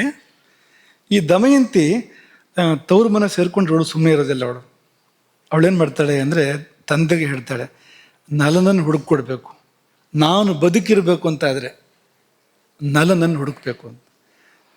ಭೀಮರಾಜ ತುಂಬ ಪ್ರಯತ್ನ ಮಾಡ್ತಾನೆ, ಎಲ್ಲ ಕಡೆ ಗುಪ್ತಚರನ್ನು ಕಳಿಸ್ಕೊಡ್ತಾನೆ. ಒಬ್ಬ ಬ್ರಾಹ್ಮಣೋತ್ತಮ ಪರ್ಣಾದ ಅಂತ ಅವನನ್ನು ಬೇರೆ ಬೇರೆ ಕಡೆ ಕಳಿಸ್ಕೊಡ್ತಾನೆ. ಅವನೇನು ಮಾಡ್ತಾ ಇರ್ತಾನೆ ಪರ್ಣಾದ ಅಂತಂದರೆ, ಬೇರೆ ಬೇರೆ ಊರಿಗೆ ಹೋಗ್ತಾನೆ ಅವನು. 4 ಜನ ಸೇರಿದಲ್ಲಿ ಈ ಕೆಲವು ಮಾತುಗಳನ್ನು ಘೋಷಣೆ ಮಾಡ್ತಾನೆ, ಗಟ್ಟಿಯಾಗಿ ಹೇಳ್ತಾನೆ. ಏನಪ್ಪ ಅದು ಅಂದರೆ, ಕೊನುತ್ವಂ ಕಿತವಚ್ಛಿತ್ವ ವಸ್ತ್ರಾರ್ಧಂ ಪ್ರಸ್ಥಿತೋ ಮಮ. ಏ ಜೂಜುಕೋರ, ನನ್ನ ಅರ್ಧ ಬಟ್ಟೆ ಹರ್ಕೊಂಡು ತಗೊಂಡು ಎಲ್ಲಿ ಹೋದೆ ನೀನು? ಎಲೆ ಈ ಜೂಜುಕೋರ, ನನ್ನ ಬಟ್ಟೆಯಲ್ಲಿ ಅರ್ಧ ಹರಿದು ಉಟ್ಕೊಂಡು ಕೊನುತ್ವಂ ಪ್ರಸ್ಥಿತ, ಎಲ್ಲಿ ಹೋದೆ ನೀನು? ಅದು ಹೇಗೆ? ತನ್ನ ಪತ್ನಿಯನ್ನು, ಅರ್ಧಾಂಗಿನಿಯನ್ನು ಕಾಡಿನಲ್ಲಿ ಅರ್ಧರಾತ್ರಿ ಬಿಟ್ಟು ಅಲ್ವಾ? ಅರ್ಧರಾತ್ರದ ಹೊತ್ತಿನಲ್ಲಿ ಕಾಡಿನ ಮಧ್ಯದಲ್ಲಿ ಪತ್ನಿಯನ್ನು, ಅದು ಎಂಥವಳು ಅಂದರೆ ಅನುರಕ್ತ, ನಿನ್ನಲ್ಲಿ ಆಕೆ ಅನುರಕ್ತಳಾದವಳು, ಜೀವದಲ್ಲಿ ಜೀವ ಇಟ್ಕೊಂಡಿದ್ದಾಳೆ ನಿನ್ನಲ್ಲಿ. ಅಂಥವಳನ್ನು, ನಿನಗೂ ತುಂಬ ಪ್ರಿಯಳಾದವಳು, ಅಂಥವಳನ್ನು ಬಿಟ್ಟು ಎಲ್ಲಿ ಹೋದೆ? ಅವಳು ಕಾಯ್ತಾ ಇದ್ದಾಳೆ. ಸಾವೈ ಯಥಾ ಸಮಾಧಿಷ್ಟ ತಥಾಸ್ತೆ ತ್ವತ್ ಪ್ರತೀಕ್ಷಣಿ. ನಿನ್ನನ್ನು ಆಕೆ ಈಗಲೂ ಕಾಯ್ತಾ ಇದ್ದಾಳೆ. ಹೇಗೆ ಕಾಯ್ತಾ ಇದ್ದಾಳೆ ಅಂದರೆ, ಅದೇ ಅರ್ಧ ಬಟ್ಟೆಯನ್ನು ಉಟ್ಕೊಂಡು, ನೀನು ಬಿಟ್ಟು ಹೋದ ಅರ್ಧ ಬಟ್ಟೆಯನ್ನು, ಮರಿನ ವಸ್ತ್ರವನ್ನು ಉಟ್ಕೊಂಡು, ದಹ್ಯಮಾನ ದಿವಾ ರಾತ್ರವು, ಹಗಲು ರಾತ್ರಿ ಸುಟ್ಟು ಹೋಗ್ತಾ, ನೋವಿನಲ್ಲಿ ದುಃಖದಲ್ಲಿ ಆ ಬೆಂಕಿಯಲ್ಲಿ ಬೆಂದು ಹೋಗ್ತಾ ಅವಳು ಕಾಯ್ತಾ ಇದ್ದಾಳೆ. ಅವಳು ಅಳ್ತಾ ಇದ್ದಾಳೆ. ಯಾರು ನೀನು ಒಂಚೂರು ಮನಸ್ಸು ಮಾಡಬಾರ್ದ? ಒಳ್ಳೆ ಮನಸ್ಸನ್ನು, ದೊಡ್ಡ ಮನಸ್ಸನ್ನು ಮಾಡಬಾರ್ದ? ಈ ಮಾತಿಗೊಂದು ಪ್ರತಿ ಮಾತನ್ನು ಹೇಳಬಾರ್ದ? ಪ್ರತಿವಚನ ಕೊಡಬಾರ್ದ? ಇದನ್ನ ಅಲ್ಲಲ್ಲಿ ಅವನು ಯಾರು ಆ ಪರ್ಣಾದ ಘೋಷಣೆ ಮಾಡ್ತಾ ಮಾಡ್ತಾ ಮಾಡ್ತಾ ಹೋಗ್ತಾ ಇರ್ತಾನೆ. 4 ಜನ ಸೇರಿದಲ್ಲಿ ಜೋರಾಗಿ ಇದನ್ನ ಹೇಳೋದು. ಇದು ನಾರಿ ವಾಕ್ಯ ಅಂತ ಹೇಳ್ಕೊಂಡು ಜೋರಾಗಿ ಹೇಳೋದು ಇದನ್ನು ಅಂತ. ಯಾರೂ ಅದಕ್ಕೆ ಉತ್ತರ ಕೊಡಲಿಲ್ಲ. ಎಲ್ಲ ಹೀಗೆ ತಿರುಗಿ ನೋಡಿದ್ರಂತೆ ಅವನ ಕಡೆಗೆ. ನಿನ್ನೆವರೆಗೆ ಸರಿ ಇದ್ನಲ್ಲ, ಏನಾಯ್ತು ಅವನಿಗೆ ಅಂತ ಅನ್ನೋ ಥರ ಎಲ್ರಿಗೂ ಸ್ವಲ್ಪ ವಿಚಿತ್ರ. ಇವ್ರು ಬ್ರಾಹ್ಮಣೋತ್ತಮರು, ಇವ್ರಿಗೇನಾಯ್ತು, ಕಲ್ತಿದ್ದು ಜಾಸ್ತಿ ಆಯ್ತಾ ಅನ್ನೋ ಥರ ಆಗ್ತಿತ್ತು. ಆದರೆ ಯಾರೂ ಉತ್ತರ ಕೊಡಲಿಲ್ಲ. ಆ ಪರಿಣಾದ ಊರು ತಿರುಗ್ತಾ ತಿರುಗ್ತಾ ತಿರುಗ್ತಾ ಅಯೋಧ್ಯೆಗೆ ಬರ್ತಾನೆ. ಅಯೋಧ್ಯೆಯಲ್ಲಿ ಋತುಪರ್ಣನ ಆಸ್ಥಾನದಲ್ಲಿ ಅವನಿಗೆ ತನ್ನ ಮಾನ ಗೌರವ ಪ್ರಶ್ನೆ ಏನೂ ಇಲ್ಲ.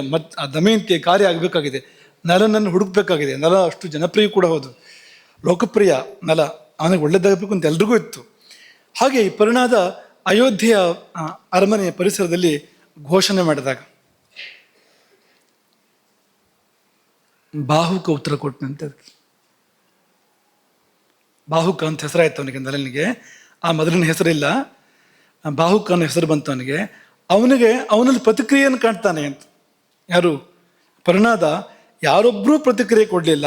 ಆದರೆ ಬಾಹುಕನ ಮುಖದಲ್ಲಿ ಭಾವಗಳು ಏರ್ಪಟ್ಟವು, ಕಣ್ಣೀರು ಬಂತು ಬಾಹುಕನಿಗೆ, ದುಃಖ ಆಯಿತು ಬಾಹುಕನಿಗೆ. ಆ ದುಃಖವನ್ನು ತಡ್ಕೊಳ್ಳೋಕೆ ತುಂಬ ಪ್ರಯತ್ನ ಮಾಡ್ತಾ ಇದ್ದ, ಕಣ್ಣೀರನ್ನು ತಡ್ಕೊಳ್ಳೋಕೆ ಪ್ರಯತ್ನ ಮಾಡ್ತಾ ಇದ್ದ.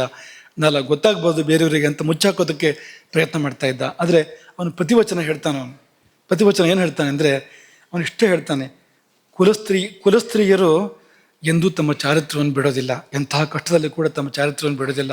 ಅವರು ಸ್ವರ್ಗವನ್ನು ಗೆಲ್ತಾರೆ. ಅವರು ತಮ್ಮ ಗಂಡಂದ್ರ ಮೇಲೆ ಕೋಪ ಮಾಡ್ಕೊಳ್ಳೋದಿಲ್ಲ. ಗಂಡಂದ್ರು ಎಂಥ ಮೂರ್ಖರಾಗಲಿ ಅವಿವೇಕಿಗಳಾಗಲಿ ಮಾಡಬಾರ್ದನ್ನು ಮಾಡಲಿ, ಈ ಕುಲಸ್ತ್ರೀಯರು ಪತಿವ್ರತಿಯರು ಅವ್ರ ಮೇಲೆ ಕೋಪ ಮಾಡ್ಕೊಳ್ಳೋದಿಲ್ಲ. ಏನು ಮಾಡೋದು? ಅವನು ದುರವಸ್ಥೆ, ಅವನ ಪರಿಸ್ಥಿತಿ ಆಗಿತ್ತು. ಈ ಬಾಹುಕ ಉತ್ತರ ಕೊಡೋದು ಯಾರಿಗೆ? ಪರಿಣಾದನಿಗೆ. ಯಾಕಂದ್ರೆ ತಡ್ಕೊಳ್ಳೋಕ್ಕಾಗೋದಿಲ್ವಲ್ಲ, ದಮಯಂತಿ ವಾಕ್ಯಗಳು ಅದು ಮುಟ್ಟಿದೆ. ನೋಡೋಕೆ ಬಾಹುಕ ಆದ್ರೂ ಒಳಗಿರೋ ನಳನೆ ತಾನೆ ಅಂತ ಅವನಿಗೆ ಎಲ್ಲಿ ತಗೊಳ್ಬೇಕು ಅಲ್ಲಿ ತಗೊಳಿದೆ.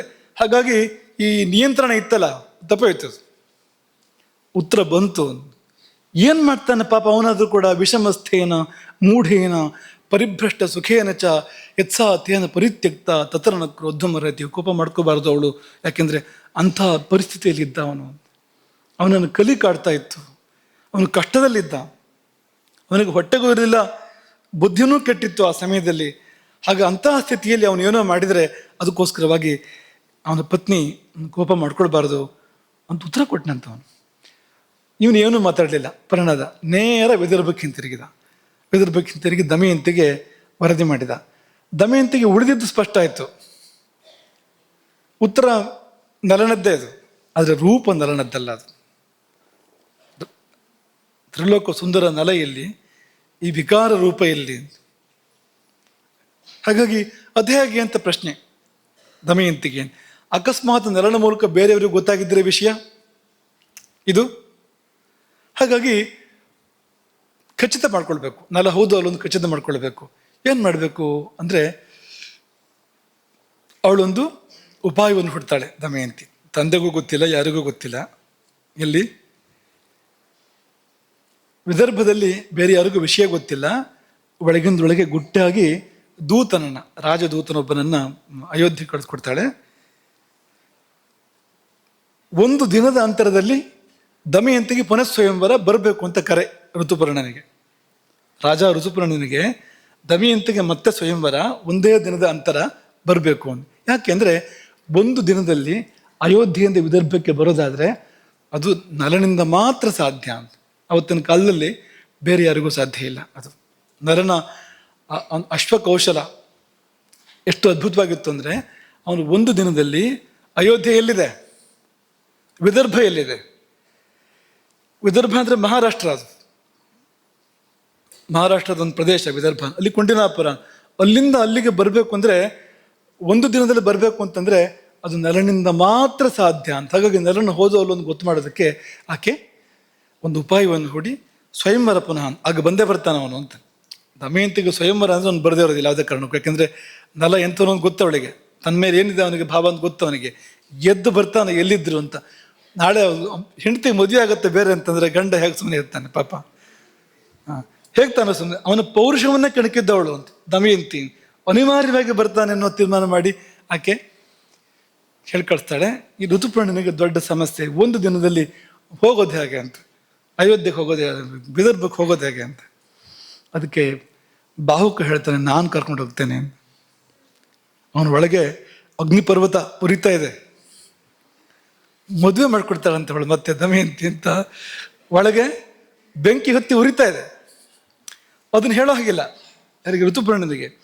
ನಾನು ಕರ್ಕೊಂಡು ಹೋಗ್ತೇನೆ. ಕರ್ಕೊಂಡು ಹೋಗೋದು ಏನಲ್ಲ, ಇವನು ಹೋಗ್ಬೇಕಾಗಿದೆ ಇಲ್ಲಿಗೆ ಕುಂಡಿನಪುರಕ್ಕೆ ತಾನು ಹೋಗ್ಬೇಕಾಗಿದೆ ಹೇಗಾದ್ರೂ ಮಾಡಿ. ಹಾಗಾಗಿ ಋತುಪರ್ಣನಿಗೆ ಧೈರ್ಯ ಕೊಡ್ತಾನೆ, ನಾನು ಕರ್ಕೊಂಡು ಹೋಗ್ತೇನೆ. ಸಾಧ್ಯವೇ ಇಲ್ಲ ಅಂತ ಋತುಪರ್ಣ ಕರ್ಕೊಂಡು ಹೋದ್ರೆ ಆಯ್ತಲ್ಲ ಅಂತ ಬಾಹುಕ.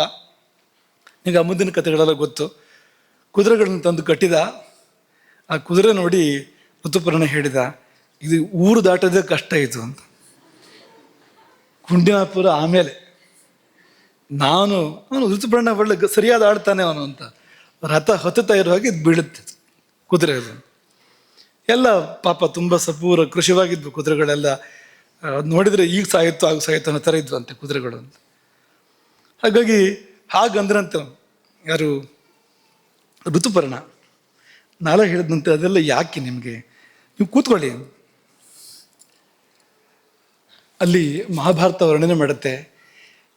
ಆ ನಲ ಸಾರಥಿಯ ಸ್ಥಾನದಲ್ಲಿ ಕುಳಿತುಕೊಂಡು ವಾಘೆಯನ್ನು ಹಿಡಿದು ಜಗ್ಗಿದಾಗ, ಒಂದು ಸಾರಿ ವಾಘೆಯನ್ನು ಹಿಡಿದು ಜಗ್ಗಿ ನಾನು ಬಂದೆ ಕೂತ್ಕೊಂಡೆ ಅಂತ ಕುದುರೆಗಳಿಗೆ ಒಂದು ಸೂಚನೆ ಕೊಟ್ಟಾಗ ಋತುಪರ್ಣನಿಗೆ ಅನ್ನಿಸ್ತಂತೆ ರಥ ಹಾರಿತು ಅಂತ. ಭೂಮಿ ಮೇಲೆ ಹೋಗಿದ್ದಲ್ಲ ಅಂತ. ಯಾವ ವೇಗದಲ್ಲಿ ಅದು ರಥ ಚಿಮ್ಮಿತು ಅಂದರೆ ಬೆಲ್ಲಿನಿಂದ ಬಿಟ್ಟ ಬಾಣದ ಹಾಗೆ ಹಾರಿ ಆಕಾಶದಲ್ಲಿ ಹೋಗ್ತಾ ಇದೆ ಅಂತ ಅನಿಸ್ಬಿಡ್ತಂತೆ ಅವನಿಗೆ, ಋತುಪರ್ಣನಿಗೆ. ಆಕಾಶದಲ್ಲೂ ಹೋಯ್ತಂತೆ ಮಧ್ಯ ಮಧ್ಯದಲ್ಲಿ. ಅಂದರೆ ಅವನಿಗೆ ಏನೂ ಅರ್ಥ ಆಗ್ತಾ ಇಲ್ಲ ಋತುಪರ್ಣನಿಗೆ.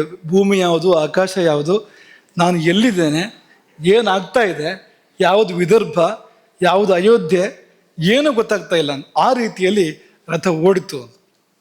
ತುಂಬ ಸುಂದರವಾದ ವರ್ಣನೆಗಳಿದೆ ಅಲ್ಲಿ, ಮುಂದಕ್ಕೆ ಹೋಗೋಣ ನಾವು. ಅವನ ಅಂಗವಸ್ತ್ರ ಜಾರೋಯ್ತು ಅಂತ.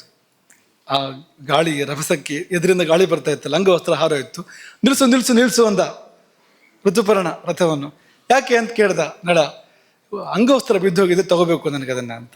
1 ಯೋಜನೆ ಹಿಂದಿದೆ ಅದು ಅಂತಂದ ನಲ. ನಿಮ್ಮ ಅಂಗವಸ್ತ್ರ 1 ಯೋಜನೆ ಹಿಂದುಳಿತು ಅಂತ. ವಾರ್ಷ್ಣೇಯ ಅಂತ ಇನ್ನೊಬ್ಬ, ಅವನು ಮೊದಲು ನಲನ ಸಾರಥಿ, ಅವನು ಅಲ್ಲಿ ಸೇರ್ಕೊಂಡಿದ್ದ. ಅವನು ಎಲ್ಲಿ ಋತುಪರ್ಣನ ಬಳಿ ಸೇರ್ಕೊಂಡಿದ್ದ.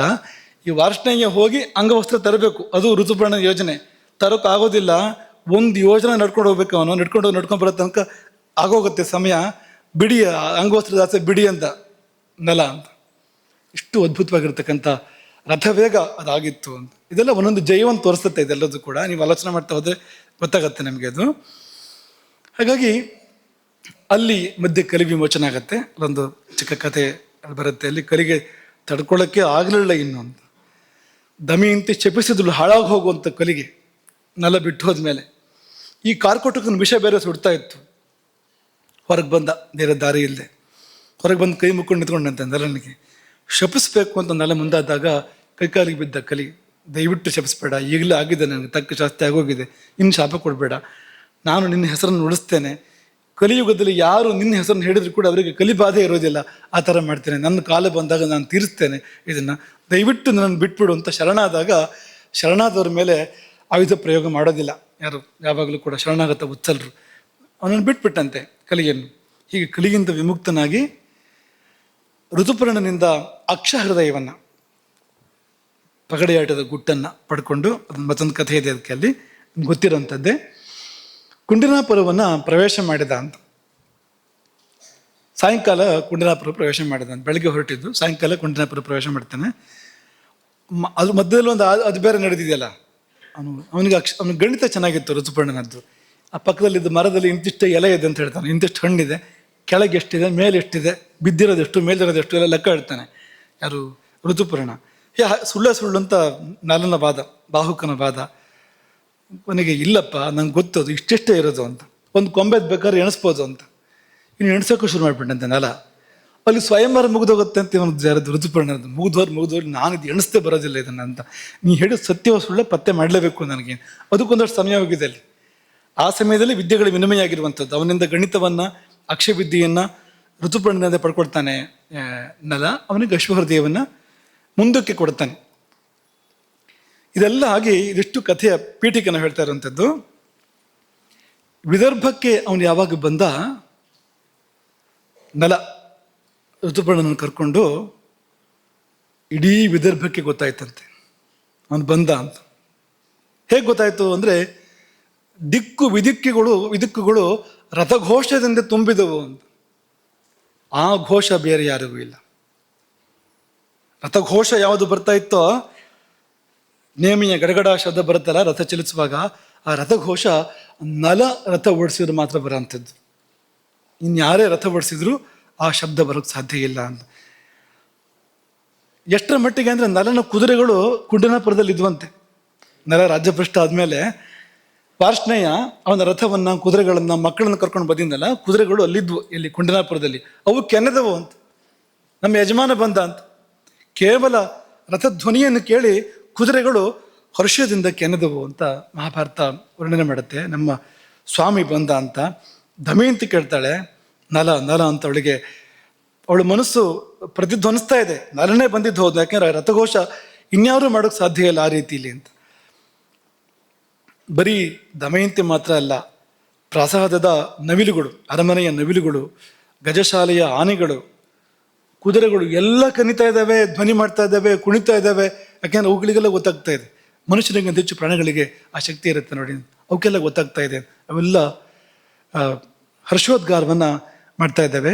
ಹೀಗೆ ನಲ ಪ್ರವೇಶ ಮಾಡ್ತಾನೆ. ಅದು ವಿಕಾರ ರೂಪ ನಲನದ್ದು. ಇಷ್ಟಾದ ಮೇಲೆ ಇನ್ನು ವಿಸ್ತಾರ ತುಂಬ ಇದೆ. ಇದನ್ನು ನಾವು ಮುಂದಿನ ಭಾಗವನ್ನು ನಾಳೆಗೆ ಇಟ್ಕೋಬೋದು ನಾವು. ದಮಯಂತಿ ತುಂಬ ಜಾಣೆಯವಳು. ಅವಳು ನಲನ ಅವನ ಅಸ್ತಿತ್ವವನ್ನು ಪ್ರಕಟಪಡಿಸ್ತಾಳು ದಮಯಂತಿ. ಹೇಗೆ ಪ್ರಕಟಪಡಿಸ್ತಾಳೆ ಅಂದರೆ ಈ ಭೂತ ಜಯದ ಮೂಲಕವೇ. ಈ ಪಂಚಭೂತಗಳ ಮೇಲೆ ಅವನಿಗಿದ್ದ ಪ್ರಭುತ್ವ ಇತ್ತಲ್ಲ, ಅದರ ಮೂಲಕವೇ ಆಕೆ ಅವನು ಯಾರು ಅನ್ನೋದನ್ನು ಪ್ರಕಟಪಡಿಸ್ತಾಳೆ. ಆ ಕೌಶಲವನ್ನು, ಆ ಅದ್ಭುತವನ್ನು ನಾವಂತೂ ಇಷ್ಟು ನಾವು ಮೆಚ್ಚಿಕೊಡ್ತೇವೆ ಈ ಕಥೆಯನ್ನು. ಅಂದರೆ ನಲದಮಯಂತಿಯರ ಚರಿತ್ರೆಯನ್ನು ಅಷ್ಟು ಅದ್ಭುತವಾಗಿರುವಂಥದ್ದು. ಅದನ್ನು ನಾಳೆ ಅವಲೋಕನ ಮಾಡೋಣ, ಸಾಕಷ್ಟು ಸಮಯ ಬೇಕಾಗ್ಬೋದು. ಹಾಗೆ ಒಬ್ಬ ಮಹಾಪುರುಷ, ಇನ್ನೊಬ್ಬಳು ಯುಗದ ನಾರಿ ಅಂತ ಕರಿಬೋದು ಆಕೆಯನ್ನು ಅಂತ. ಅವರಿಬ್ಬರಲ್ಲಿ ನಾವು ಇದನ್ನು ಈ ಅಗ್ನಿಜಯವನ್ನು ವಿಶೇಷವಾಗಿ ನಾವು ಕಾಣ್ತೇವೆ. ಇನ್ನು ಅನೇಕರು ಇರ್ಬೋದು. ಹಾಗೆ ಮುಂದಿನ ಭಾಗದಲ್ಲಿ ಈ ಭೂತಜಯದ ಉಳಿದ ಭಾಗಗಳನ್ನು ನಾವು ನೋಡ್ತೇವೆ. ಆದರೆ ಕೇವಲ ರಥಘೋಷದಿಂದ ಕುದುರೆಗಳಿಗೆ ಗೊತ್ತಾಗಬೇಕು ಅಂದರೆ ಅವನು ಹೇಗಿರಬೇಕು ಅಂತ ಈಗಲೂ ಕೂಡ ನೋಡ್ತೇವೆ ನಾವು. ಪ್ರಾಣಿಗಳು ಹೇಗಿರ್ತವೆ ಅಂದರೆ, ಈ ತಮ್ಮ ಒಡೆಯ ಅವರು ಯಜಮಾನರು ಬಂದು ವಾಹನ ನಿಲ್ಲಿಸಿದರೆ ಅದು ಗೊತ್ತಾಗತ್ತೆ. ನಾಯಿಗೋ ಅಥವಾ ಗೋವಿಗೋ ಇಂಥವಕ್ಕೆ ಅವು ಸರಿಯೇ ಗೊತ್ತಿರುತ್ತೆ ಅಂತ. ಆಧುನಿಕ ವಾಹನಗಳಾದರೂ ಕೂಡ ಶಬ್ದವನ್ನು ಸರಿಯಾಗಿ ಗುರ್ತು ಹಿಡಿತೇವೆ. ಯಜಮಾನ ಬಂದ ಅಂತ ಗೊತ್ತಾಗತ್ತೆ ಅದಕ್ಕೆ ಅಂತ ಅಲ್ವಾ? ಹಾಗೆ ಆ ರಥ ನಿರ್ಘೋಷದಿಂದ ಪ್ರಾಣಿಗಳೇ ಪ್ರಭಾವಿತ ಆಗಬೇಕಾದ್ರೆ ಆ ವ್ಯಕ್ತಿತ್ವ ಹೇಗಿರಬೇಕು ಅಂತ. ತುಂಬ ತುಂಬ ಅಪರೂಪದ ವ್ಯಕ್ತಿತ್ವ. ಇನ್ನೊಬ್ಬ ಶ್ರೀರಾಮ, ಕೆಲವು ವಿಷಯಗಳು ಇವನಲ್ಲಿ ವಿಶೇಷವಾಗಿದೆ ನಲನಲ್ಲಿ. ಯಾವುದು? ಈ ಸಾರಥ್ಯ ಉದಾಹರಣೆಗೆ, ಈ ಪಾಕಶಾಸ್ತ್ರ. ರಾಮನು ಕೂಡ ಸಕಲ ಕಲಾಜ್ಞ, ಎಲ್ಲ ಕಲೆಗಳು ಗೊತ್ತಿದ್ದವನೇ. ಪ್ರಕಟಪಡಿಸಲಿಕ್ಕೆ ಸಂದರ್ಭಗಳು ಇಲ್ಲದೆ ಇರ್ಬೋದು, ಅಥವಾ ವಾಲ್ಮೀಕಿಗಳು ಎಲ್ಲವನ್ನೂ ಹೇಳದೇ ಇರ್ಬೋದು. ವಾಲ್ಮೀಕಿಗಳು ಎಷ್ಟು ಬೇಕೋ ಅಷ್ಟು ಮಾತಾಡ್ತಾರೆ, ಅದನ್ನು ಬಿಟ್ಟು ಬೇರೆ ಮಾತಾಡೋದಿಲ್ಲ. ವಾಲ್ಮೀಕಿಗಳ ಮೌನ ಅಂತಲೇ ಪ್ರಸಿದ್ಧಿ, ಬೇರೆ ವಿಷಯಕ್ಕೆ ಅವ್ರು ಮಾತಾಡೋದಿಲ್ಲ. ಹಾಗಾಗಿ ರಾಮನ ಬದುಕಿನ ಅನೇಕ ಸಂಗತಿಗಳು ಗೊತ್ತಿಲ್ಲ ನಮಗೆ, ಎಷ್ಟೋ ವಿಷಯಗಳು ಗೊತ್ತೇ ಇಲ್ಲ. ಅದು ಹಾಗೆಯೇ ಕಾಲಗರ್ಭದಲ್ಲಿ ಹೋಗಿದ್ದಾವೆ. ಇನ್ನೊಬ್ಬರು ವಾಲ್ಮೀಕಿಗಳು ಬರಬೇಕು, ಅದನ್ನು ಪ್ರಕಟಪಡಿಸ್ಬೇಕು ಅಂತಂದರೆ ಅಂಥವ್ರು ಬರಬೇಕಾಗತ್ತೆ, ಅಂಥ ವ್ಯಕ್ತಿತ್ವ. ಆದರೆ ಇವನ ಬದುಕಿನಲ್ಲಿ ಅದನ್ನು ಪ್ರಕಟಪಡಿಸ್ತಕ್ಕಂಥ ಸಂದರ್ಭಗಳು ಬಂದವು. ಮುಂದಿನ ಘಟ್ಟವನ್ನು ನಾಳೆ ಅವಲೋಕನ ಮಾಡೋಣ. ಎಷ್ಟು ಚೆನ್ನಾಗಿದೆ ಅದು ಅಂತ. ನೀವು ಅಗ್ನಿಯನ್ನು ವಶದಲ್ಲಿಟ್ಕೊಂಡ್ರೆ ಏನೆಲ್ಲ ಮಾಡ್ಬೋದು, ಅಥವಾ ಜಲವನ್ನು ವಶದಲ್ಲಿಟ್ಕೊಂಡ್ರೆ ಏನೆಲ್ಲ ಸಾಧ್ಯ ಅಂತ. ಭೂಮಿ ವಶವಾದರೆ ಏನಾಗುತ್ತೆ ಅಂತ, ವಾಯು ವಶವಾದರೆ ಏನಾಗುತ್ತೆ ಅಂತ, ಇದೆಲ್ಲವನ್ನು ಕೂಡ ಒಂದೇ ವ್ಯಕ್ತಿತ್ವದಲ್ಲಿ, ನಲನ ವ್ಯಕ್ತಿತ್ವದಲ್ಲಿ ಕಾಣಬಹುದು. ನಾಳೆ ಅದನ್ನು ಅವಲೋಕನ ಮಾಡೋಣ. ಹರೇ ರಾಮ. ಶ್ರೀಮಜ್ಜಗದ್ಗುರು ಶಂಕರಾಚಾರ್ಯ ಶ್ರೀ ಶ್ರೀ ರಾಘವೇಶ್ವರ ಭಾರತೀ ಸ್ವಾಮಿ ಮಹಾರಾಜ್ ಕಿ